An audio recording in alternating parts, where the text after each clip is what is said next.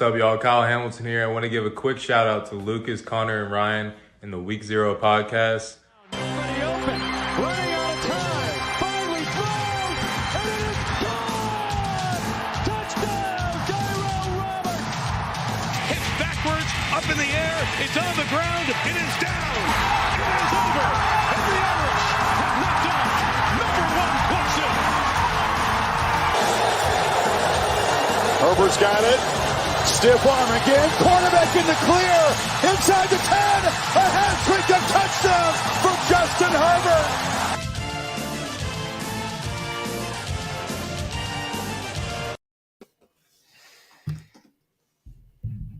Connor, you're muted.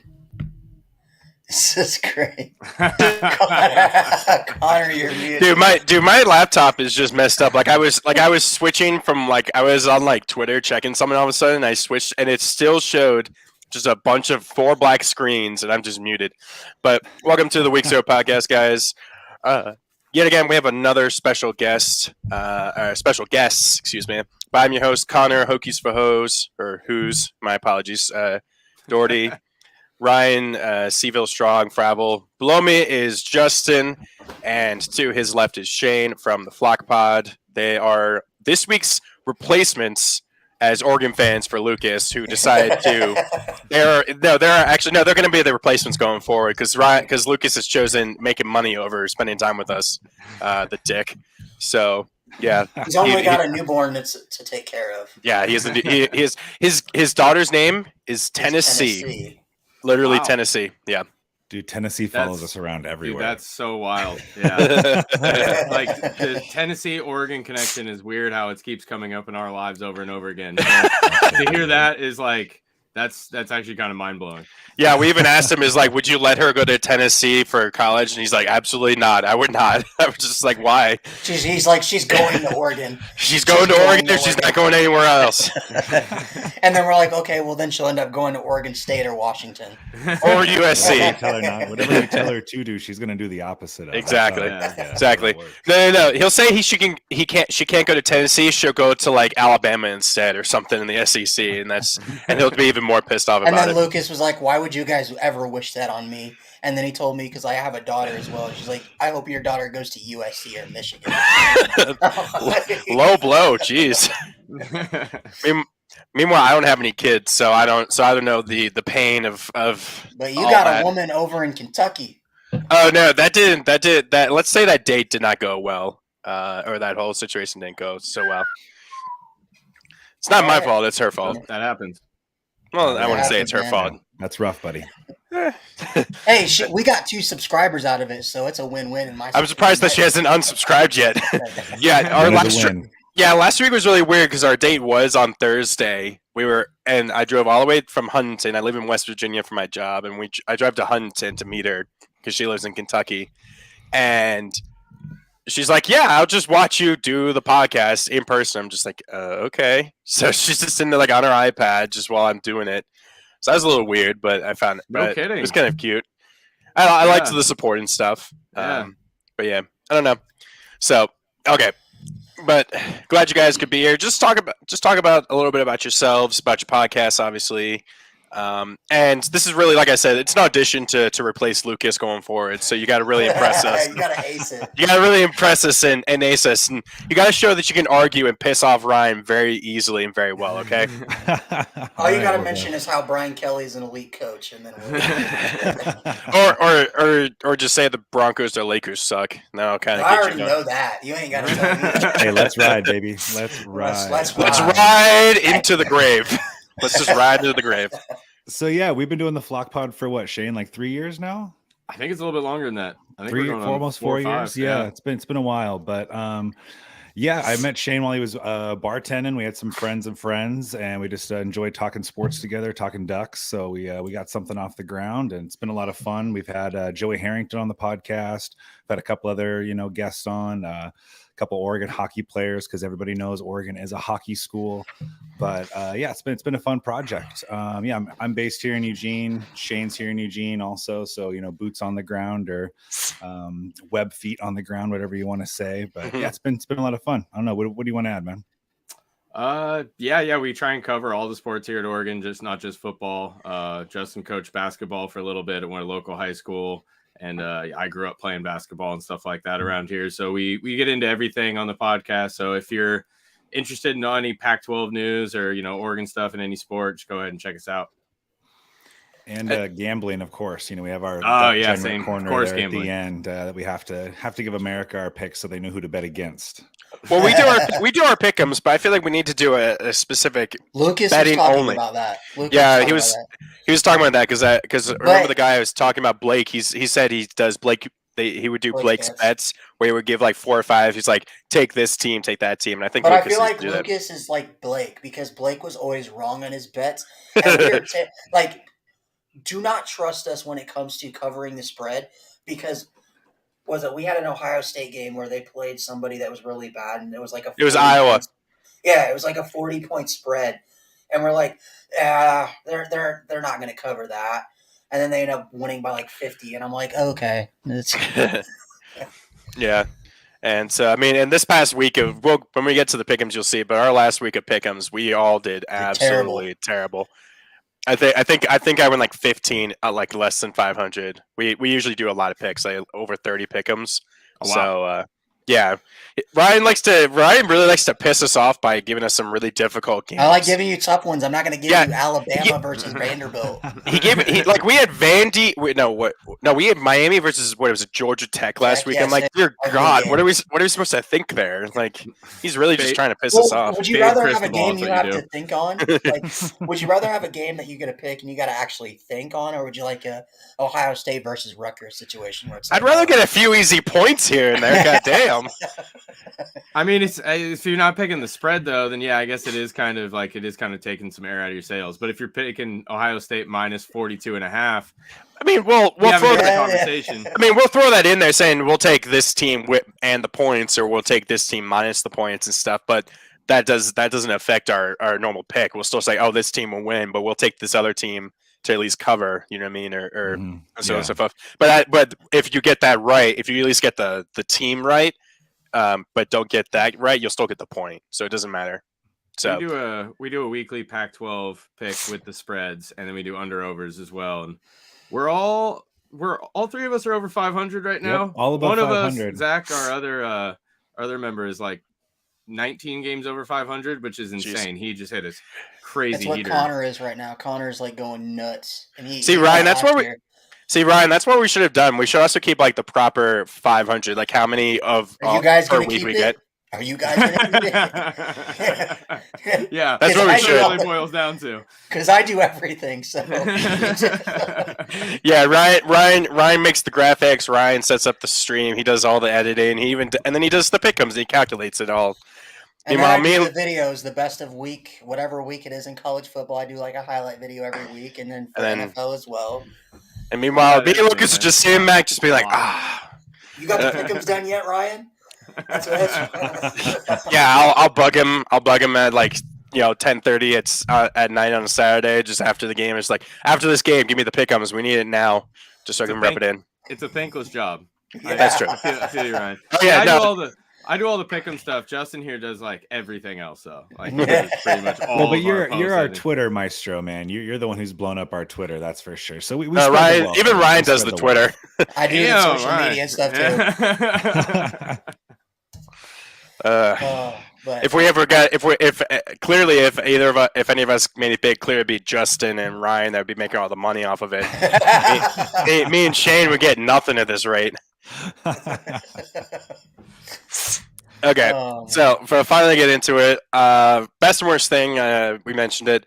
Obviously, I can tell. I'm going to be able to guess what the worst thing was for each of you guys, but I only want one of you to talk about that. If one of you can say something else, just so we're not repeating each other. So why don't you guys go first? What's the best thing at least you saw? Shane, why don't you go first, man?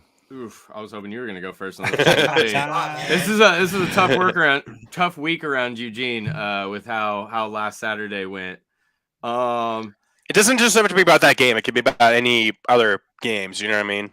Right. Well, we're pretty. I mean, to be completely honest, I don't watch a ton of football outside of the Pac-12. Like How we dare really. you?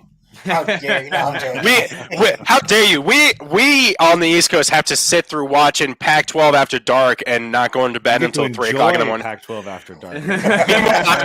Meanwhile, Hey, for all your bar viewing pleasure. all Pac-12 after dark does is fuel my night owlness. Okay, I've become a night owl because I watch Pac-12 after dark. It's how dare you not watch the Sun Belt at 9:30 in the night? Or how dare they not watch Maction on Wednesday evenings in a blizzard like yesterday's game was. Well, speaking of Pac-12 after dark, I'll go ahead and jump in here and go first. I think the best thing I saw this weekend was Arizona pulling out that upset against UCLA. We're a fan of the fighting Jed Fishes on our podcast, and just to see that wide receiver room and Jaden Delora really go off against that porous UCLA defense, that was probably the thing I enjoyed. It gave me a little bit of joy, knowing that had already happened, or knowing that happened, with the Ducks losing. We could still have a possibility of a 4-way tie in the Pac-12. Right. God, that's crazy. And I'll go a little silver lining-ish from last week and piggyback on what Justin's saying a little bit. Just the Pac-12 in general, kind of strengthening up a little bit. Even as much as it pains us having Washington win down here in Eugene, it did kind of catapult them up in the rankings a little bit. And it's shown that it wasn't just a 1-2 team race here with Oregon and USC, that some of these other schools, because it was weird. Washington beat Michigan State, and then after that, losing a couple games in a row, one of them being Arizona State, which they'll admit is a bad loss, that they just became this kind of forgotten team when that Penix guy they got a quarterback, man. Michael Penix, yeah. I like to call Penix. Penix. It seems Penix-like to me. It seems really phallic-like. Let's just put it that way. Hey, we'll say this. He had big Penix energy. Absolutely. That he did. So I mean, if there was a silver lining from that loss, and just that the Pac-12 in general got a little bit more respect put on their name this week. But I will say, and I'll get into it as well, but that's kind of funny is that with Blake, he went to Arizona State and he grew up a USC fan. So his entire show covered the Pac-12 as well. And they always would say back the Pac. They would always kind of, any non-conference game, they'd almost always pick the Pac-12 team, regardless of how good the actual team was they were playing. But they always brought that up, that the Pac-12, because of the way it was structured, there was no, there's not really are there divisions anymore? There is now. Once they expanded to 12, okay, they became a north but and they south. Technically, they technically don't matter now towards the standings. The divisions are just kind of for show. Okay, yeah, because they would always say, the Pac-12 was like the one, along with the Big 12. Those were the two conferences that always beat each other up the most. But that's kind of the issue with the Pac-12 this year. It's exactly like what's happened. That's why they haven't conference had a games. playoff. Yeah. That's why they haven't had a playoff team since Oregon in 2015, 2014. No, Washington. Washington, my bad. Yeah, they have that put in their Ring of Honor thing that they made it to the fucking playoff. Final four. They'll just have a banner saying, "We scored first versus Bama in the playoff." But no, that's been the issue with the Pac-12 is they all beat up on each other, which then hurts your chances of making the playoff. Well, then you got a Clemson that has usually a pretty easy cakewalk to an ACC title every year, and they get in at 13-0. Oregon. It's like, would you? I think Oregon would. I think they could. I think they could compete with Tennessee because Tennessee's defense is god awful. I think they could compete with. I think they would beat LSU. I think they would beat. I really. You might be a little biased there, but that's a little bit of a bias. No, I'm being genuine. I really think you guys would beat LSU. I just don't think LSU's legit. They have one good win, and that's against Alabama. Other than that, they haven't played anybody. But I don't know. They blew out a good Ole Miss team. Ole Miss has 2 losses. Yeah, the first one was to LSU. And I'm not fully bought into Ole Miss either. Jaden Daniels does have Oregon's number, though. I mean, he absolutely torched us when he was at Arizona State down there in a Pac-12 after dark game, actually. So that would be an interesting matchup. I just is that the one? Is that the one from like 2 years ago where Ayuk had that really long touchdown pass? Yeah. Yeah, Ayuk ran everywhere on it. I still see it in my nightmares. But yeah, I mean, like you guys were saying, how you have to stay up late for these Pac-12 after dark games. That's kind of why we forced into this back the Pac kind of mentality because they're not everybody stays up and watches these games, and a lot of writers included. So we feel like as a whole, the whole kind of West Coast does kind of get kind of the shit in the stick a little. Oh, I'm not sure if I'm supposed to curse on this, but we're not monetized, so there's no issue at this point about that. Sorry, but yeah, so I mean, so that's why we all kind of end up having to root for each other a little bit. I think there are like stipulations to that. Like if Washington's playing Alabama, Oregon fans are rooting for Alabama. Okay, real quick question before I both me and Ryan haven't said our best things yet. McCaffrey, should he have won the Heisman over Henry? Yes. Yes. I would say yeah. Yeah, I agree too. I think we all agree on that. Okay, best thing I saw. I don't even know actually what the best thing I saw was because I still thought LaMichael James got snubbed. I mean, I know Cam Newton. He's like, good job, thank you. LaMichael James was very underrated, and I'm surprised people still don't talk about him. He was amazing. He owns a couple burger joints out here now. He's nice. He's still in the community. Yeah, doing his thing. Yeah. What's D'Anthony Thomas up to? Because I know he was with the Ravens a year or two ago. Cryptocurrency. And he's entered that world pretty heavily. So, and that means he's lost all of his money that he made in the NFL. We wish the Black Mamba well. What's the NFTs? That's the other thing that we really got. Oh my God, there's just nothing good that comes from being in crypto. Tom Brady and Shaquille O'Neal and all them just got involved in a big lawsuit because of that. Yeah. So Larry David too, which sounds like a Curb episode. It's just awesome. It writes itself for him. Okay, so the best thing I think I saw was TCU kind of getting past Texas. I mean, Texas, they're no longer ranked. It was an ugly win, but Lucas was all over them saying, TCU is going to blow or is going to lose to Texas and stuff, and they're kind of proving it wrong and stuff. I still feel like TCU is almost like Tennessee from 16, where they're not actually as. But if they go undefeated, undefeated, they need to be in the playoff. Yes, but so Tennessee 2016, they had a few games that they really should have lost. They played VT, and VT outgained them and had more outgained them. The only reason VT lost was they had 5 turnovers, and Tennessee was able to take advantage. That was the Battle at Bristol game. I was at that game, and it sucked driving the 2 hours home. What I see happening, though, and it is what really took me off, because it would call back to the whole TCU 2016 incident. Oh, yeah. Where TCU should have been in the playoff that year. I could see what happens is TCU sitting at that 4 spot. Mm-hmm. Say Ohio State and Michigan play, and it's a close game, and somehow Michigan or Ohio State, one of those two loses it in a close game. I could see the committee saying, okay, well, we're going to keep one of them in the playoff because it was a close game, even though the other one will not be playing the Big Ten title. And then I could also see the committee saying, well, Tennessee sitting at 11-1, they've had really impressive wins, and I could see them somehow putting Tennessee ahead of TCU just because of the SEC bias that is the committee. Which I could see it, but I'd be screaming from the rooftops about it. Yeah, exactly. Yeah, I think the only way that happens is if they squeak by a team in the Big 12 championship. If they continue to beat teams handedly like they have and manhandle teams. Well, obviously even them squeaking by a Texas team they're now 4, so that's not affected them in the slightest. So I really unless Tennessee plays Georgia and absolutely blows the doors off Georgia in the championship or something. Tennessee can't play Georgia. Oh, sorry. Same division. Sorry. So unless something happens where Georgia or some other team gets absolutely blown out or something, I feel like the SEC should. The whole thing that would just answer that problem is the SEC getting rid of divisions. Well, they've already said they're going to do that. Everyone else is doing it. The SEC, the president just said they're thinking of doing that, starting it up. Because I would love to see a Tennessee-Georgia rematch. I mean, I really would. People would, yeah. I think That would that be game will probably the probably go highest different. rated game of the season, like easily. As Well, far as, I like, mean, that- eyeballs.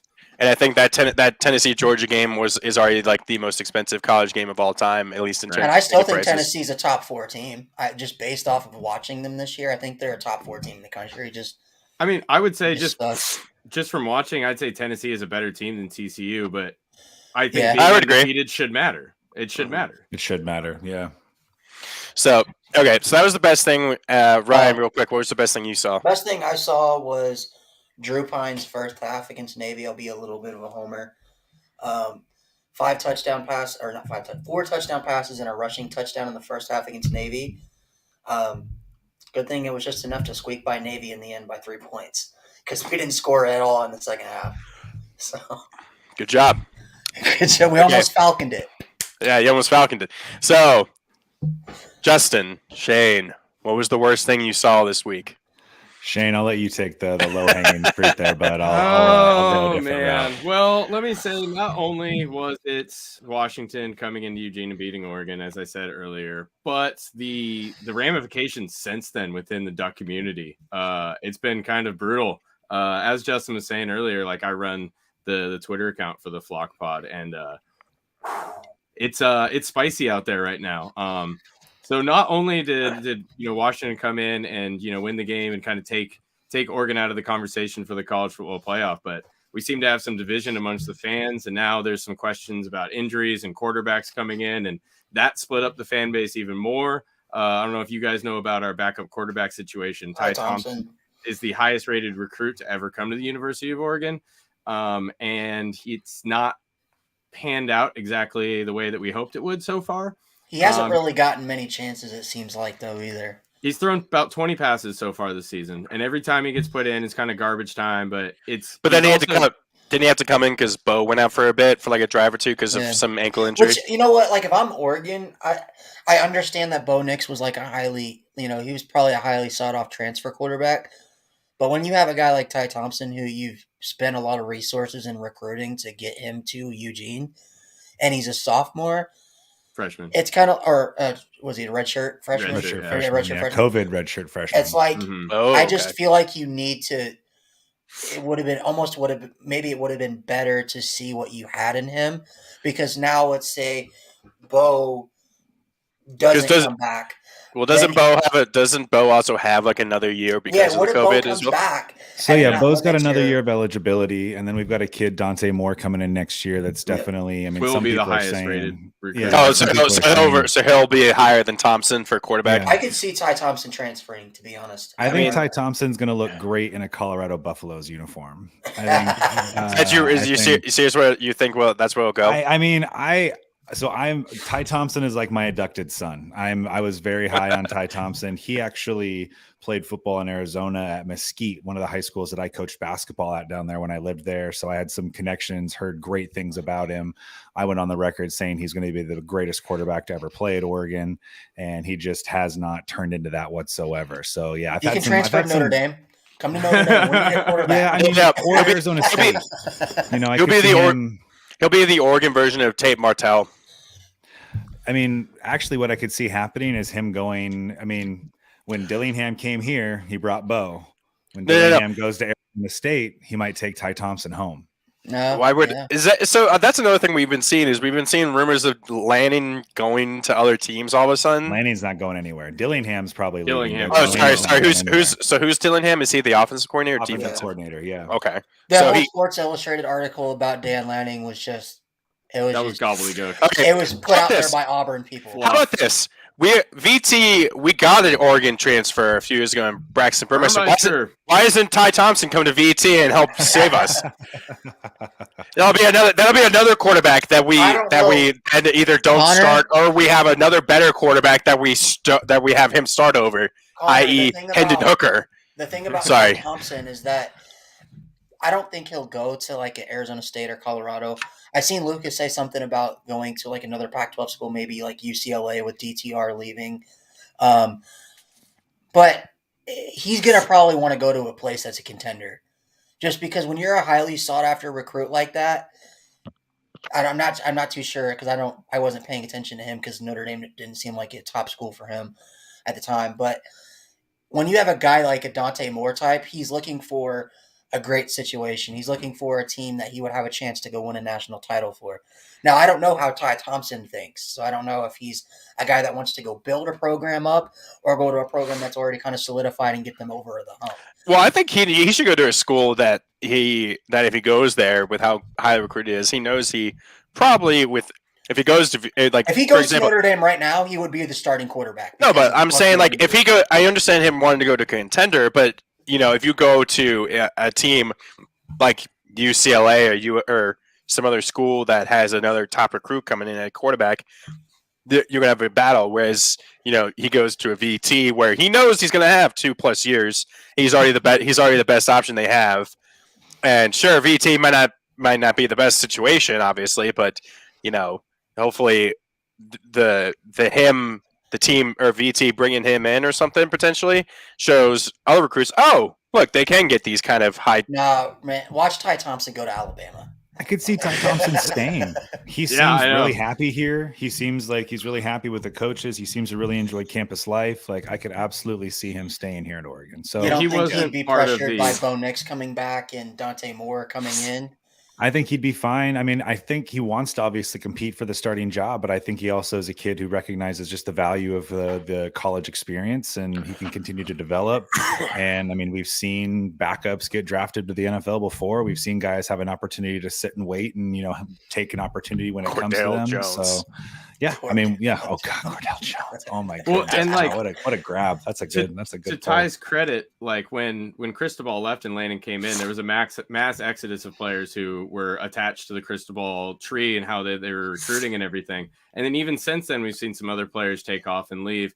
And even before those players have said they were going to leave, we saw like the tea leaves that something could be happening.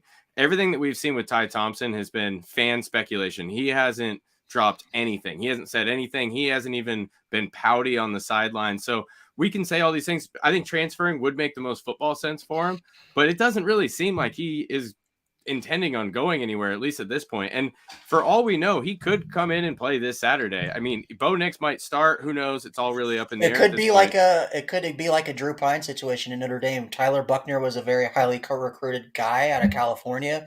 Comes to Notre Dame, is true redshirt freshman. Is the starter. He gets injured in game 2, and Drew Pine is the starter for the rest of the season. I just need something to give me hope as a VT fan. Just give me anything. Hey, I keep telling you guys to play the damn freshmen you guys have on the bench. Hey, Taj Bullock. Well, I don't understand that either. I don't understand why we weren't playing him either. Taj Bullock. Well, he's not fresh. He looked really good. He looked really good last year against Notre Dame. We've got this other kid, Jay Butterfield. He's a stud too. He may end up. Butterfield. That sounds exactly like a VT name. Butterfield is going to be exactly like a VT name. Just give us. Sent you Burmeister. Why don't we just send you Butterfield now? I think that makes a lot of sense. So you got to keep it with the Oregon transfers that start with B. Last name starts with B. But now we're gonna have like Barkus Berriota next or something. That'll just come to us or something. Okay. So, what was your worst thing, Justin? Justin. Other than the Oregon loss, really. Yeah, I think my worst thing is I kind of look back and remember the week. What the hell in Illinois?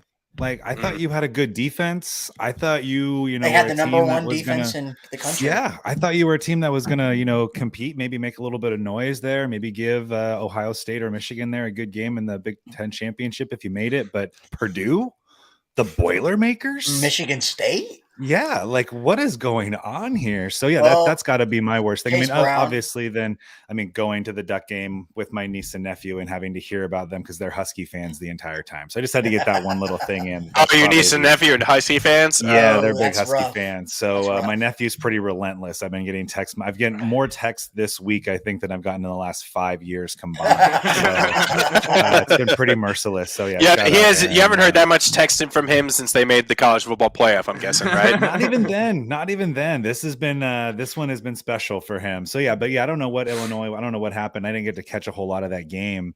But just looking at some of these scores, that's the one that really jumps out to me. It's just an absolute the worst showing. That's been the thing is Chase Brown has been. Let's just say those 40 carries a game are starting to take its toll on him. Illinois is only as good as they are because of him. Mm-hmm. And so, like the last few games, he's gotten a little roughed up, missed a whole series of games. or in games, which is why Illinois seemed to revert back to the Illinois of years past because they don't have Chase Brown.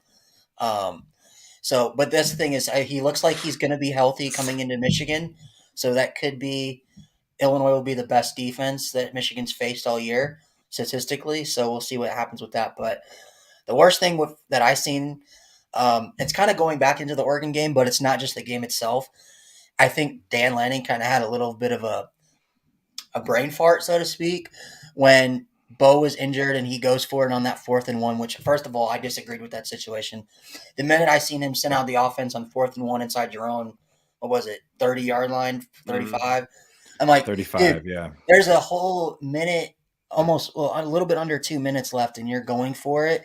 If you don't get it, Washington's just going to kick a field goal and almost have that game wrapped up. I think And then I'll admit I didn't watch. They're going to win. I didn't watch the game. So was Oregon down, or were they leading at this? No, point? it was a tie game. Oh, it was a tie game. Okay. So I'm sitting there, and I'm like, and then I hear the announcer say, "Well, Bo Nix has been telling Dan that he's ready to go in for the snap, and he's hopping up and down. He's like, dude, put me in. I'm fine. And Dan doesn't even put him in. He just has the redshirt freshman hand the ball off when you could have just had Bo, who it may not have changed the result of the play, but with Bo's legs, if you're just going to run a handoff, Bo can do that. So I just don't understand why he wouldn't put it into his starting quarterback's hands on that play. You could have been on our last episode of the podcast. That was pretty much word for word what we said about it. The only thing I disagree with is I was for them going for it. Oregon's been one of the best 4th down team in the country so far this season. They've been able to get a yard or two basically at will as long as the running back doesn't slip and fall down the backfield. And the way that Penix was playing in that one in Washington's offense, punting to him and giving him the ball back with 1:30, whatever. I mean, I know we basically forfeited the game to him at that point, but if they punted, it was almost the same. It was going to be basically forfeiting the game at that point as well. That would have been even more of like a waving the white flag, if anything, if you had punted it away there. Mm-hmm. Well, and Dan talked about it. A route to win the game. Yeah, and Dan talked about it in his press conference. He said if he had it to go back, he would have called a timeout there, if not to get Bo in or maybe to call a different play or something like that. Like, he was very much so throwing himself under the bus for his late game coaching performance. I understand why he made the decision to go for it, kind of like what you had said. But again, if you're gonna go for it in that situation, and that's a game losing or winning play right there, mm-hmm. You want your best players out on the field during 100%. Those moments. Yep, and like I said, I don't know if he was just caught up in the moment. There's too much crowd noise or what. And he didn't hear Bo or he didn't see Bo telling him, hey, I want to go in. But either way, he should have called a timeout, got Bo in there. I mean, we don't know if it would have changed the play or not. But like I said, would have been better to see. And I mean, like you said, spending 2.5 hours in Autzen though does do weird shit to your brain, dude. It's really like, whoa, does. man, It it's really like does. such a sound cave. The crowd noise in there, even like on TV, it's loud. It's really loud. But go ahead, Connor, with your worst thing. Okay, so my worst thing, I'm not going to do it because it's being a dead horse saying anything about VT at this point. But because their offense is absolutely atrocious. You want to throw Grant Wells in a well? Yes, I do. So really, the worst thing I think I saw was Maryland's absolute ineptness. They're just lucky at this point, I think, to already have 6 wins and be bowl eligible. Because the last few games, ever since Tualiga Tagovailoa, he suffered some weird knee injury in one of those games near Hasn't the been end. the same quarterback. Yeah, and so they haven't looked good. I'll mention it. I'll already say he's my bummer. Actually, I'll give you the stats. Talia actually got benched the last couple of games. Yeah, so that's how bad it's been, and people were wondering like what's going on. It's just like I thought Maryland, with how they were looking to begin the season, they started 5-0, 6-0.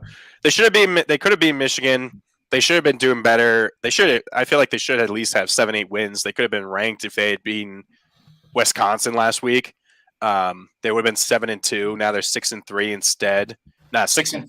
6-4 because they lost 30-0 to Penn State. They couldn't even put up a fight against Penn State. So I'm not sure if the team's cruising at this point, but they could have done a lot better and had more of an impact on this Big Ten race.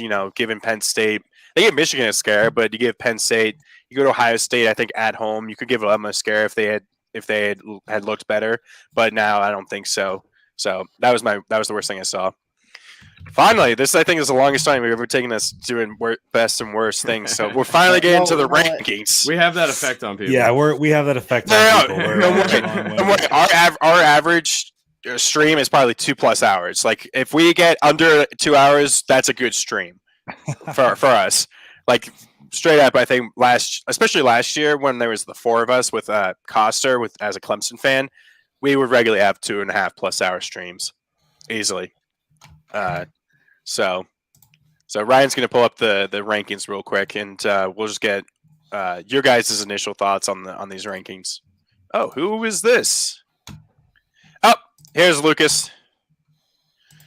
Go Ducks and Huck the Huskies. Luke. Yep. There's Luke. There's Lucas. As always. Mm-hmm. Okay, so I guess real quick, what are you guys' initial thoughts? Do you have any teams that you think should be on there? Any teams that you think shouldn't? I think my biggest takeaway is just 6 Pac-12 teams. It's just great to see that many squads in the top 25. We definitely have a bitter rivalry with those Beavers up there in the Platypus Cup, but it's good to see them in the top 25 also. Is that what it's called now instead of the Civil War? Is the Platypus Cup? That's what we call it. Yes, that's what we call it. It makes too much sense. We caught a lot of shit for it, but I mean, think about it. Like, yes, literally a duck and a beaver put together. Like, come on. Well, and there used to be a platypus trophy that the water polo teams played for between Oregon and Oregon State, and then that trophy turned into the football trophy for a couple years early on in the beginning. And so I don't know. To me, it just makes too much sense. But yeah, that's probably my biggest takeaway is just how top heavy and how good the Pac-12 has been this year and having that reflected in the rankings. I think it's a little interesting how far Oregon slid compared to like UCLA sliding.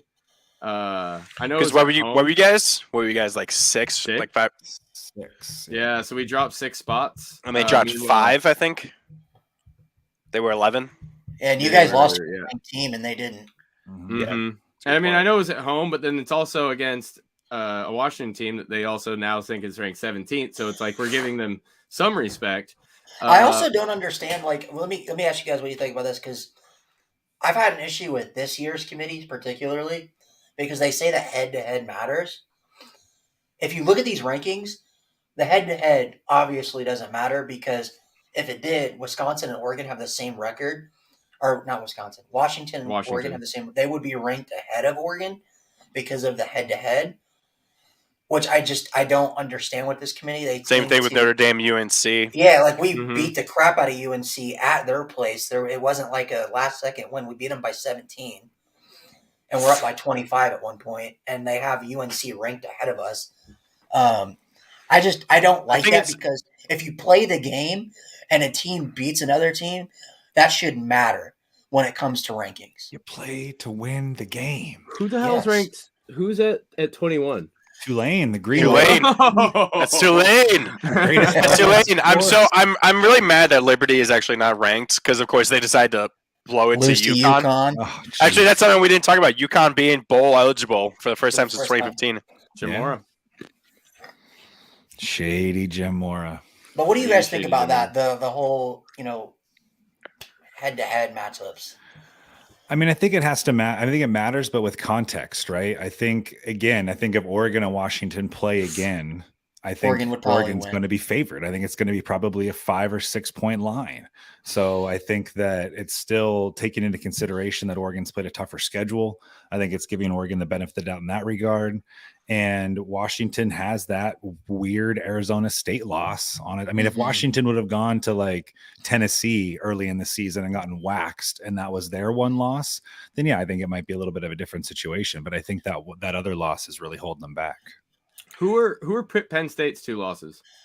Michigan and Ohio State. That's pretty good. Yeah. So I was actually counting. I think Never mind. The Pac-12 of all the teams of all the conferences has the most teams in it. I think the Big Ten only has 3. The ACC only has 4. What? The ACC? Wait. I'm counting like how many teams per conference there are per conference. The ACC only has 3. Or sorry, 3. So they're Notre tied, Dame's but not a ACC team. right. So they should But- be, or they should be But Big I Ten. really have an issue with that. Like, if you're going to have Notre Dame and North Carolina ranked that closely together, I understand UNC has one loss, but that one loss is to Notre Dame. And you could say, looking back now, that those 2 losses to Stanford and Marshall were kind of like letdown games for Notre Dame, which they had no business losing. But one more thing before we go on to the next thing. NC State has no business being ranked. They just lost to a Boston College team that is ranked in the worst 25 in college football. Yeah, Boston College hasn't been good since like Matt Ryan. I mean, they were decent a few years ago when Phil Dracovic first got there. I think they had like a 9-3 or 8-4 type year, but their team is god awful. They even lost to Virginia Tech, so that tells you how bad they are. That was VT's last win was Boston College. And that was like what, week 3? Yes, it was week 3. VT was on a 2-game winning streak, and now we've lost 7 in a row. As the first time since 1951, I want to say VT is. So yeah, But that shows let's how just be bad real. Boston College actually is. North Carolina State is only ranked to give Clemson some sort of a resume booster. Probably. Because outside of that, they should not be ranked. They should not be. All right. So yeah. Okay. I mean, do you have any other thoughts? Just like, do you think any other team besides like Cincinnati should be ranked, or any other team should be there besides NC State? Not What's up, really. John? No, not really. I can't think of anybody else that's deserving to be there. I think again, after you get past 20, from It's a 20 to crapshoot. 40 are all kind of the same team in a lot of ways. Yeah. Okay. So now we're finally getting to our stunners and bummers. These are our best and worst players and coaches of the week. So I know you guys kind of have to do this a bit on the spot, but let's go with Shane first because he looks like he's thinking the hardest about this. So. I just see you just going, who do I think of? You're just like staring off into space trying to think. Oh man, stunners and bummers. Man, let's see. Well, let's keep it Oregon centric here. Let's see. Our stunner for last week, linebacker who's been around the program for a while now and is kind of finally starting to break out, and I think still has some NFL potential in him. Is a guy by the name of Mace Funa, who in that Oregon-Washington rivalry gets physical. That game last week was a very physical game. Washington kind of pushed Oregon around a little bit in the first half, and Mace Funa was one of the only people who came out there and really showed that he gave a shit more than anybody else out there. And then our bummer probably be Tosh Lapoy, who's our defensive coordinator here at Oregon, who I think is the first time that he kind of got exposed a little bit since the Georgia game, at least, where it was a complete lack of game plan and lack of adjustments at halftime, just shut down what Washington was doing and how they were kind of able to extend that aerial attack against the mediocre at best Oregon secondary. Yeah, I think for my stunner, I'm going to keep it Oregon centric also and just give more flowers to Alex Forsyth to just battle through that shoulder injury that he had late in the game and to keep playing. And that offensive line took no prisoners that whole game. I mean, to have 2 guys go for over 100 yards, go for 270 or however many rushing yards they end up having as a team. And he is just the absolute unquestioned alpha leader of that squad. And we're a different team when he's not out there on the field. So for him to really gut it out and to play as well as he did going through that injury, I think was just incredibly impressive. Bummer. I'm going to give it to, this is tough. You know what? I'm going to give it to Lane Kiffin. Lane Kiffin had one job. You had one job, Lane Kiffin. Beat Alabama, and you couldn't do it. Well, evidently he was too focused on going to Auburn. Evidently, Yeah, so. Yeah, I don't understand. I don't understand that rumor. He signed. It's like everyone. It's like everyone and their mother is being like. I rumored don't to understand Auburn. why Auburn is like the go-to place, evidently now for coaches. I'll say Alabama. The I mean, Lane it's train being at is an state. alluring train. A lot of Duck fans got on that Lane train and were very, Oh, very man. excited about that possibility. man. So Lane I fell Kiffin for is that. like, yeah, Lane Kiffin What? is, What? He was gonna go- This he was past gonna go- off season, yeah. that he was This going to past come to the Ducks. Yeah. Lane Kiffin was is the like big name. the really hot girl that you see at the bar that you just know is going to ruin your life. You Wait, know? isn't it? What is it? What's his name? Joey what? Joey something water? Joey Chestwater or something? Joey Chestnut, the hot dog Joey- eater. No. There's wasn't he went by a nick? He would go by a nickname and pick up girls at the bar when he was at USC or something. Gosh, that I don't know. That's a great. I don't rumor, know, though. but that sounds. That sounds I very would. Lane I Kiffin-y. believe it. Let me look this up. You could be thinking about Lane Kiffin too. because Joey he- Freshwater. That's what it was. Joey Freshwater is Joey Freshwater is the alias Kiffin allegedly used to hit on girls at a Tuscaloosa bar a handful of years ago. That's what it Ironically, was. I used to go to bars and tell girls I was Lane Kiffin. and then you'd be like, "Don't worry, babe. I'll leave you standing on the Hey, tarmac man, afterwards." I used to go to I go to bars and I say, "Hey man, I'm Urban Meyer." But Lane Kiffin's also funny. It's like his resume is all full of these like awesome jobs, but he's never really fucking done anything. Like That's true. it's That's crazy. He gets fired from a job, and then like there's a job opportunity, and everybody goes, "It should be Lane Kiffin," and it's like he just got fired from that other gig. Like, why are you? It's like that. The college football carousel gets weird that way, but especially with him, where it's wasn't he a Raiders head coach too? Yeah. Yeah. Oh my Fired from God. that job. Dear God, the Tennessee? Raiders are such Yeah. a Oh, shit could you show. imagine him going to the Raiders next year to be After they fired Josh McDaniels. Oh my God. Oh man. But Full circle. I'll go ahead and I'll go. But it would have made more. It would have made sense if Lane had gone to Oregon, because then he would have been able to get a revenge against USC. Mm-hmm. That was part of my reasoning. Man. Yeah. So my stunner of the week is going to be Curtis Rourke, the quarterback of Ohio. This kid has been playing amazing this year. Kind of under the radar, kind of like a Bailey Zappi type kid. The Ohio University. The Ohio University. But like he's averaging like 4 or 5 touchdowns a game. I think he's got 40 touchdown passes on the year. Playing outstanding on a Ohio team that's at best. And he can transfer to Notre Dame because, like, I would love to have a guy that's 6'6" and has an arm like Bailey Zappi. But no, he's my stunner of the week, and then my bummer, Quinn Ewers, man. Like I've been hearing from Texas fans ever since the Alabama game how great this kid is, and how if they would have had him, they would have beat Alabama, which maybe that's true. But he has not looked like the same quarterback in terms of just the talent level that he's supposed to have, according to Texas fans. He looked like garbage against Oklahoma State. He looked terrible against Kansas State, or not Kansas State. Yeah, he didn't look good against Kansas State. It was Bijan Robinson that won that game for them. Quinn Ewers didn't look good against Iowa State either, a game that they barely won. And he looked like garbage again against TCU defense that, let's be honest, is not very good, to just say the least.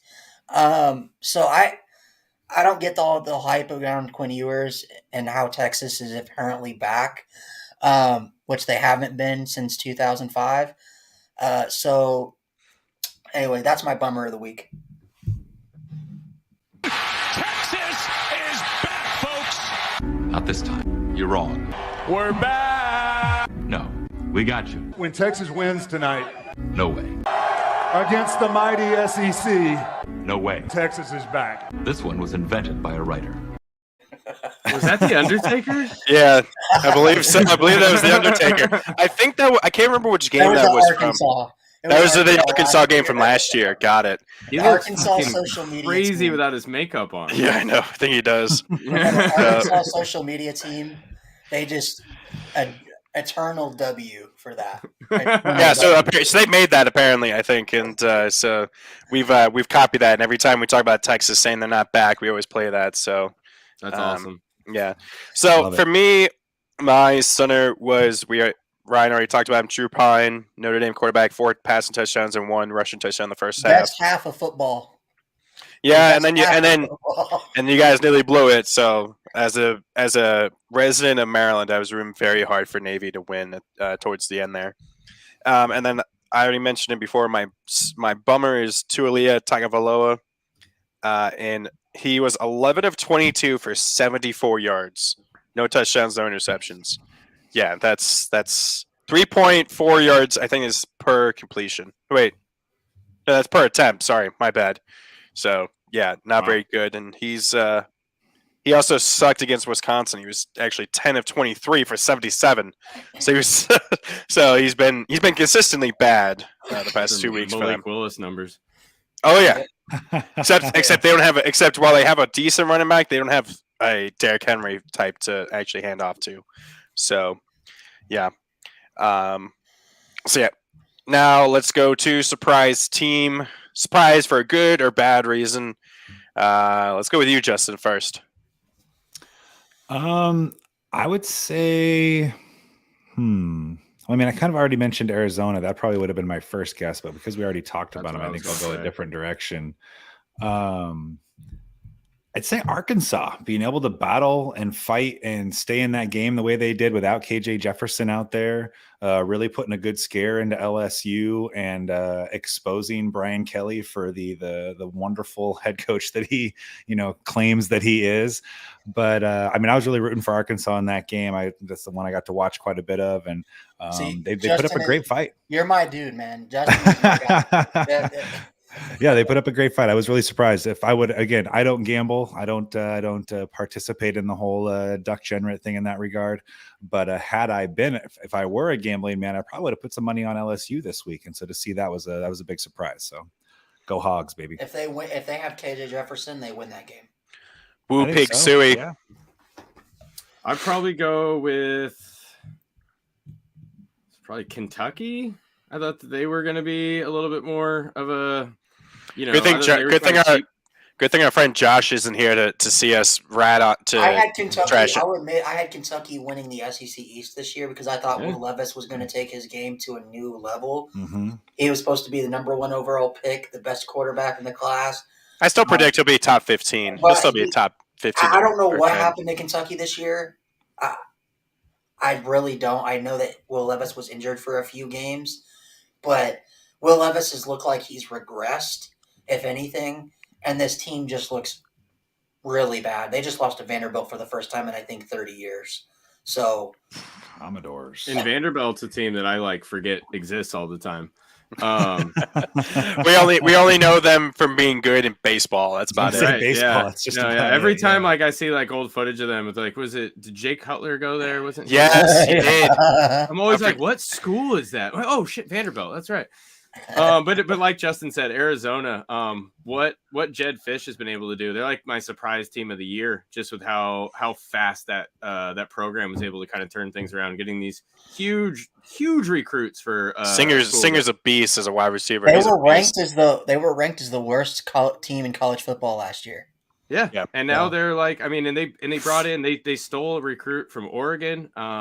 It's actually it's alarming what's going on down there in Arizona because Jed Fish, who doesn't seem like a big rah guy, every time they show him on the sideline, he looks fish-like a sad fish, which it kills me. It's so on the nose. It's hilarious. But he's definitely got something going down there. And with Jaden Delora, the transfer from Washington State, it will just kind of plug and play with him and throw for a ton of yards and upset some teams. They're probably the biggest trap team in the Pac-12 this year. And you know what? Jaden Delora is got to be the most elusive player I've seen in college football since maybe Lamar Jackson or Johnny Manziel. The stuff that he gets out of, he'll have 3 defenders at his ankles and he'll somehow get out of it. It's just now at times he turns that into a pick, but which he can fix. But the kid is just electric. I could see him being a dark horse Heisman candidate the next couple years.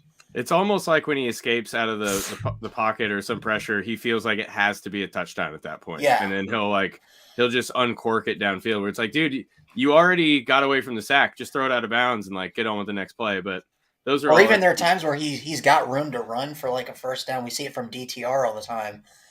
He can do the same thing that DTR does.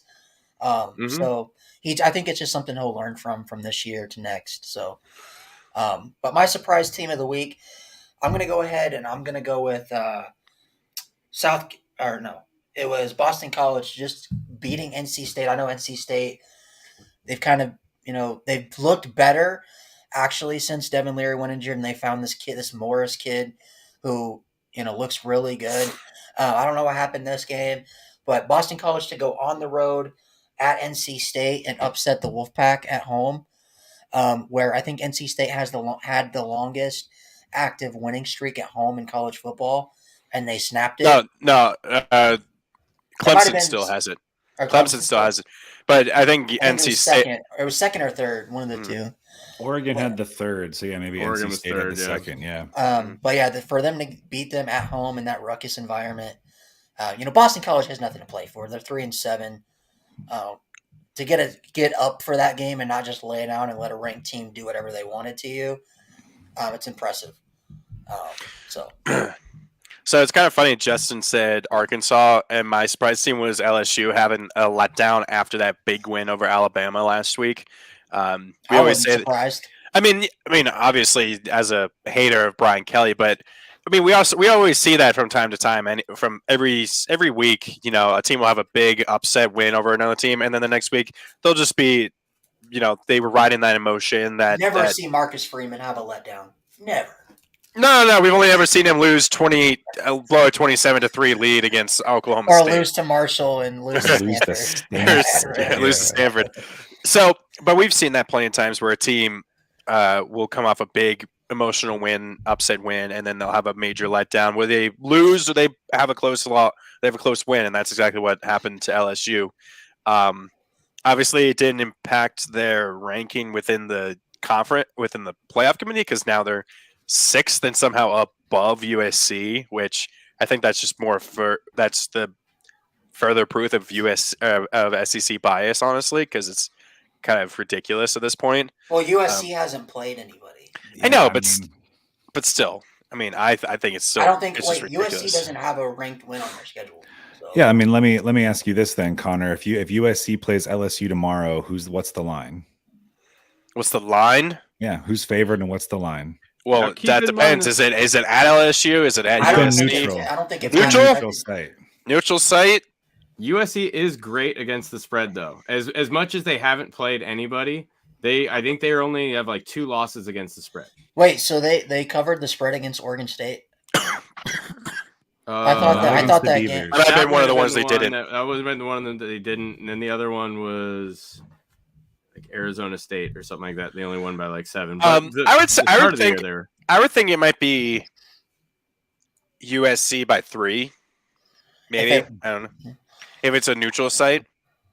I think it's just we've just seen LSU. I mean, obviously, every team kind of has this where they go up and down and stuff. And obviously, like you said, USC hasn't really played anybody truly, but LSU very easily could be like a 5-7 team right now.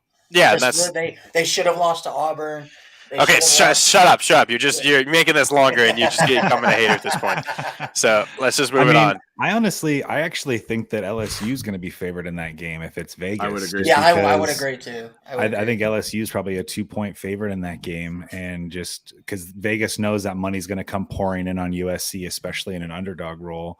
But I think it'd be a great game. I think it'd be a really fun game. Very contrasting styles in a lot of ways. Caleb Williams versus Jaden Daniels. I think everyone would want to see that. That'd be a good matchup. Transfer quarterback bowl. Yeah. That's the transfer QB bowl. One left the Pac-12, one came to the Pac-12. Exactly. Well, that's how like most bowls are going to be. Is a bunch of transfer QBs. Exactly. I think someone said that 55% of all starting quarterbacks in college football this year are transfers. I actually would have guessed a higher percentage than that.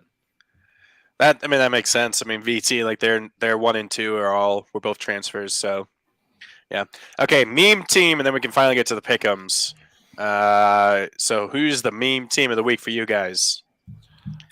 I'm gonna keep it in the family. We've talked about this team a couple different times, but it's more of like a GIF, if you will. But the Paul Rudd, hey, look at us. Who would have thunk? Look at us. Arizona Wildcats, man. Arizona Wildcats getting that big win, building that program, continuing that momentum. I just think that's a perfect fit. Nice. I'm gonna go. Fucking let's just pile on Nebraska. They just keep getting like that, and they just how is it just like nothing gets better? They make changes, they fire people, they get rid of stuff, and it just keeps getting worse and worse and worse and worse. Oh my god! It seems like that this whole Scott Frost experiment. Once they got him out of town, he thought something would happen.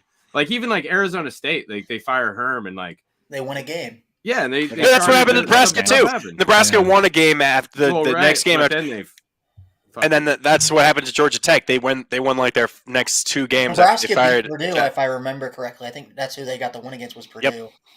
Yep. So, after they got rid of Frost, and it was like, oh look, it was because it was Frost, and then they've shit the bed ever since. So my main team of the week is going to be South Carolina. It's kind of the same thing as Texas A&M. Both fan bases were singing for an SEC title this year, and both of them have. Well, Texas A&M on their case just looks god awful. Dear God, what are they? Were they 3-7 now? Jimbo, they're working on that buyout right now. $95 million. Jesus. But no, like I remember South Carolina fans were all over Twitter saying they're going to win an SEC title when Spencer Rattler transferred Spencer there. Rattler, baby. Spencer Rattler is not good. He was terrible at Oklahoma. The only reason he had big numbers was because of the style of offense he was in. But like he went to South Carolina, he's been an average quarterback at best, and they just got beat 35-6 by Florida. So that program is not very good. So that's my main team of the week. My meme team, I already kind of mentioned them. Is my bummer plays for them. It's Maryland. I just find it, they had a chance to do something, and like every year. Every time you think they have a chance to actually do something in the Big Ten, at least in football, they shit the bed. So at this point, I shouldn't have any expectations that they'll ever be any successful in the Big Ten, at least when it comes to football. Because every other sport, Maryland, I think, has the most Big Ten championships of any school in the Big Ten since they joined. So, I think they've literally won. The women's team has won every single regular season title in women's basketball since they joined the Big Ten. So they're ridiculously good. So we're finally to the pick'ems. I think I was like 218. So I literally only got 15 right last week. It was a terrible week for all of us. Lucas has closed the gap by 1, so I think he got 16. Ryan has made up a good bit of ground, and Josh is way behind in last place. He's bringing it up the rear. Yeah, and obviously at the end of the year we're keeping track of what all of our guests do. Also, for you guys, all of our guests at the end of the year, we're going to do a Capital One Bull Mania thing on ESPN, a big group. And so if you guys are down, we were going to have everybody that we've had on as a guest previously try to come on and do the pick'ems with us and a big live stream for Bull Mania. If you guys would be down with that. And then the winner is going to get a $25 gift card from Amazon. We're also gonna do like an 8-hour stream for like the college football championship, right? What is that? Yeah. So, that's commitment. Yeah. So yeah. And we're gonna be doing like a big streaming the college football championship game. So they won't be 8 hours. I was just joking. Ryan was like, "We'll do 24 hours." Dear God. We're expanding the Week 0 podcast. We're gonna add some, not the podcast, but just some new numbers for the channel to make like specific team content. So if you guys would be interested with that, we'll talk about that later on as the season goes on. But cool. All right, Connor. Oh yeah, sorry. So guests go first. So, and you can see we do have the money line here, but like I said, that's just for if anyone wants to actually bet that money line or anything like that. So we have SMU and number 21 Tulane. So. Give me Tulane, baby. I'm going to ride that green wave. With the logo that I couldn't even recognize. Can I just say their uniforms are very disgusting. Carolina blue and like a dark green do not go together. But I'm going to be riding the wave.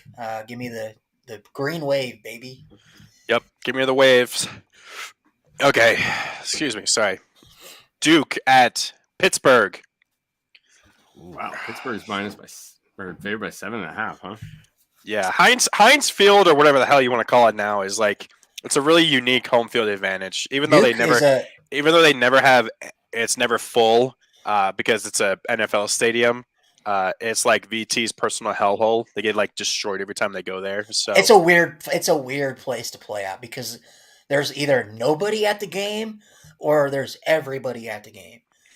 It just depends on what game it is. But give me Duke. Yeah, I'm going Duke in this one. Yeah, give me Pittsburgh. I'll take Duke. Their quarterback is electric. One of the fastest quarterbacks in college football. So give me Duke. I just can't bet against Pitt playing at home. They literally had 2 pick sixes inside the first 16 seconds against UVA last week. So can we also give credit to Duke for the turnaround like they've had in just a year? You know what really bothers me is apparently Elko, whatever his name is, was one. He's from Notre Dame. He was a finalist. He was a finalist for VT's job apparently, and now we're seeing what he's done at Duke. And he was our defensive coordinator for both of our playoff runs. So that's really. There you go. A really good coach. There you go. I just, God damn it! At this point, there's nothing else I can say about VT at this point that doesn't get infuriated hearing shit like that. Wesco at Shane's meme team, Nebraska. You just going to take Wesco and the points at this point, Shane? Oh my God, only 10.5? Yeah, is how bad they've been losing lately. Only 10.5. I mean, they haven't scored over like 20 points in like 3 or 4 weeks now, at least. I'm evil. Yeah, give me the Badges. Yeah, I'll take the Badgers also. Yeah, give me the Fighting Graham Mertz. The worst quarterback in the Big Ten. No, that's Putrid Petrus. That's that's true. He's the second worst. But yeah, give me Wesco. Give me the Fighting Monte Balls. The Fighting Melvin Gordons that fumbles every time he gets the ball. Oh yeah. Luke, I don't understand why he's playing as much as he is. Ryan, you gotta say Lucas's picks. Oh yeah. Well, Lucas, if you were here, not making money for your family. Yeah, I know. How dare he make money? So he took Tulane, Pitt, and Wisco. So, all right. Florida at Vanderbilt. Florida's a 14-point favorite. Give me the Gators. I very stupidly placed a semi-large wager on that Florida quarterback to win the Heisman early this year. I'm just gonna keep. Well, in that first game, he did all that cool shit, and I was like, "This guy's the truth." You were like a little pissed that Utah lost back in the PAC and stuff, but you're like, at least I'm gonna make some money off of this. Well, and then, I bet Utah to win that game, so I lost money there. Saw how awesome he was. Put more money on him. So yeah, I'm not a great gambler. So let's go with Florida.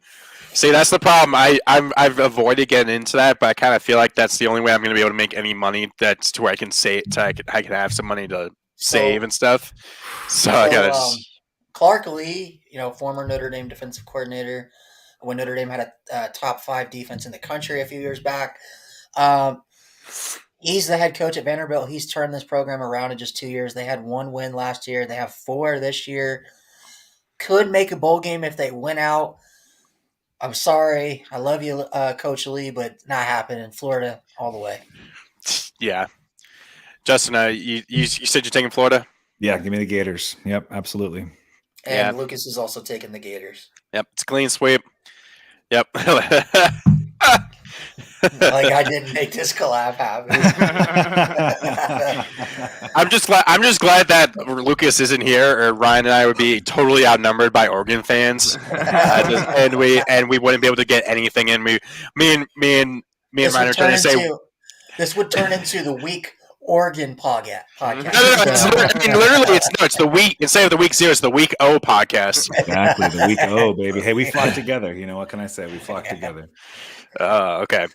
So 6-5 UConn at 3-6 Army. I didn't realize Army was doing that bad this year. Both Army and Navy are doing really bad. I think Air Force has won the Commander-in-Chief trophy. He won the Commander-in-Chief trophy, so that game between Army and Navy is just going to be for pride at the end of the season at this rate. Army's a 10 point favorite. That's surprising. This might be the only time I say this in my entire life. Go Huskies. He's going Huskies. Give me UConn. But Yeah, it's I'm gonna go not Jim fuck Mora. the Husky. It's not Huck the Fuskies. It's not Huck the Fuskies. I'm gonna ride with Jim Moore on this one. I remember we tried to get Jim Mora on the show soon after that it was announced that he was the head coach, and I even emailed the UConn. It's like, sorry, you're not like David Crayley said, sorry, you're not like big enough to warrant him being on the show. We've heard that before. Yeah. Okay, so you You're remember not how alone on that one. remember how I mentioned we got Hugh Freeze? That's only because I insulted him on Twitter. One way to do it. So last year is after some VT loses some game or something. Is like people were like speculating, oh, who are we gonna fire? Who are we gonna hire as VT's head coach? And someone's like Hugh Freeze. And I'm like, the only way Hugh Freeze is gonna be coaching at Lane Stadium is staying on the sideline or staying on the visitor sideline. And then he responded to that tweet saying, thanks buddy. Glad for the support. I was like, oh shit. Okay, well, sorry for this up. I'm going to slide into the DMs and just say, hey, do you want to do the show? He's like, yep. And then While I have Connor your proceeds- attention, Oh, go ahead. Connor proceeds to email his secretary to get it set up. And the secretary goes, yes, Hugh Freeze would love to be on your show, blah, blah, blah, blah, blah. But you guys cannot mention anything about his time at Ole Miss. And then right before we started, we're like, is there anything that's off limits? He's like, no. I was like, can we talk about Ole Miss? He's like, sure. And we're just like, okay, we're getting mixed signals here. And so it was me and Andrew, the fourth guy, the Clemson guy who interviewed him. And then, of course, Ryan here doesn't see the tweet, see the group chat. I was asleep because you guys started it early. Yeah, and then he doesn't see the group chat, and he comes barreling into the interview, right smack dab in the middle. Me and Costa are enjoying our time. The instant Ryan shows up, he just has this shit-eating grin. He's like, Costa and Andrew just immediately gets so pissed that Hugh Freeze leaves after another 10 minutes or so, and Andrew just goes off on Ryan for that. So, yeah. But yeah. So Shane, who are you taking? Taking UConn? UConn. Yeah. I'm gonna go since the Huskies won in Oregon. I'm going to say these Huskies win in West Point. So I'm going to say Sco Huskies. Wait, how are they? Wait, Sco Huskies. Wait, how are they already 6-5? They've already played. Is this their last game of the season? They played week 0. They played. That's why. So they're gonna play. So they're gonna play 13 games. No, this is their last regular season game. Oh, okay, that's weird. Okay, but yeah. Give me UConn. That was one of the schools that I applied to. That I don't think they've actually had a bye week. Wow. Well, they finally have one after this week. So yeah. Give me the Huskies. Here we go. Here's one that you can't really back the PAC on. It's Washington State versus Arizona. Well, we already made this pick 2 days ago, Justin. Oh, I don't remember what I picked though. Now. We both picked Zona. All right, give me Zona then, baby. Yeah, Zach picked Washington State. Yeah, I'm going to go with the Fighting Cameron Wards of Washington State. Give me Wazoo. I'm going to stick with the guys who know what the hell they're doing, and I'll stick with Arizona. Give me Arizona. Shoot. Hold on. Lucas, I forgot to do his picks. 1 second.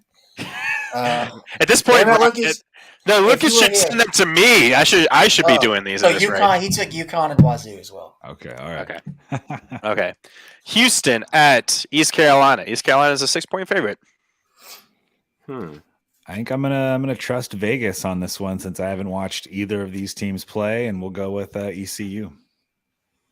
Yeah, I'll just fade Justin on this one. I'll take Houston.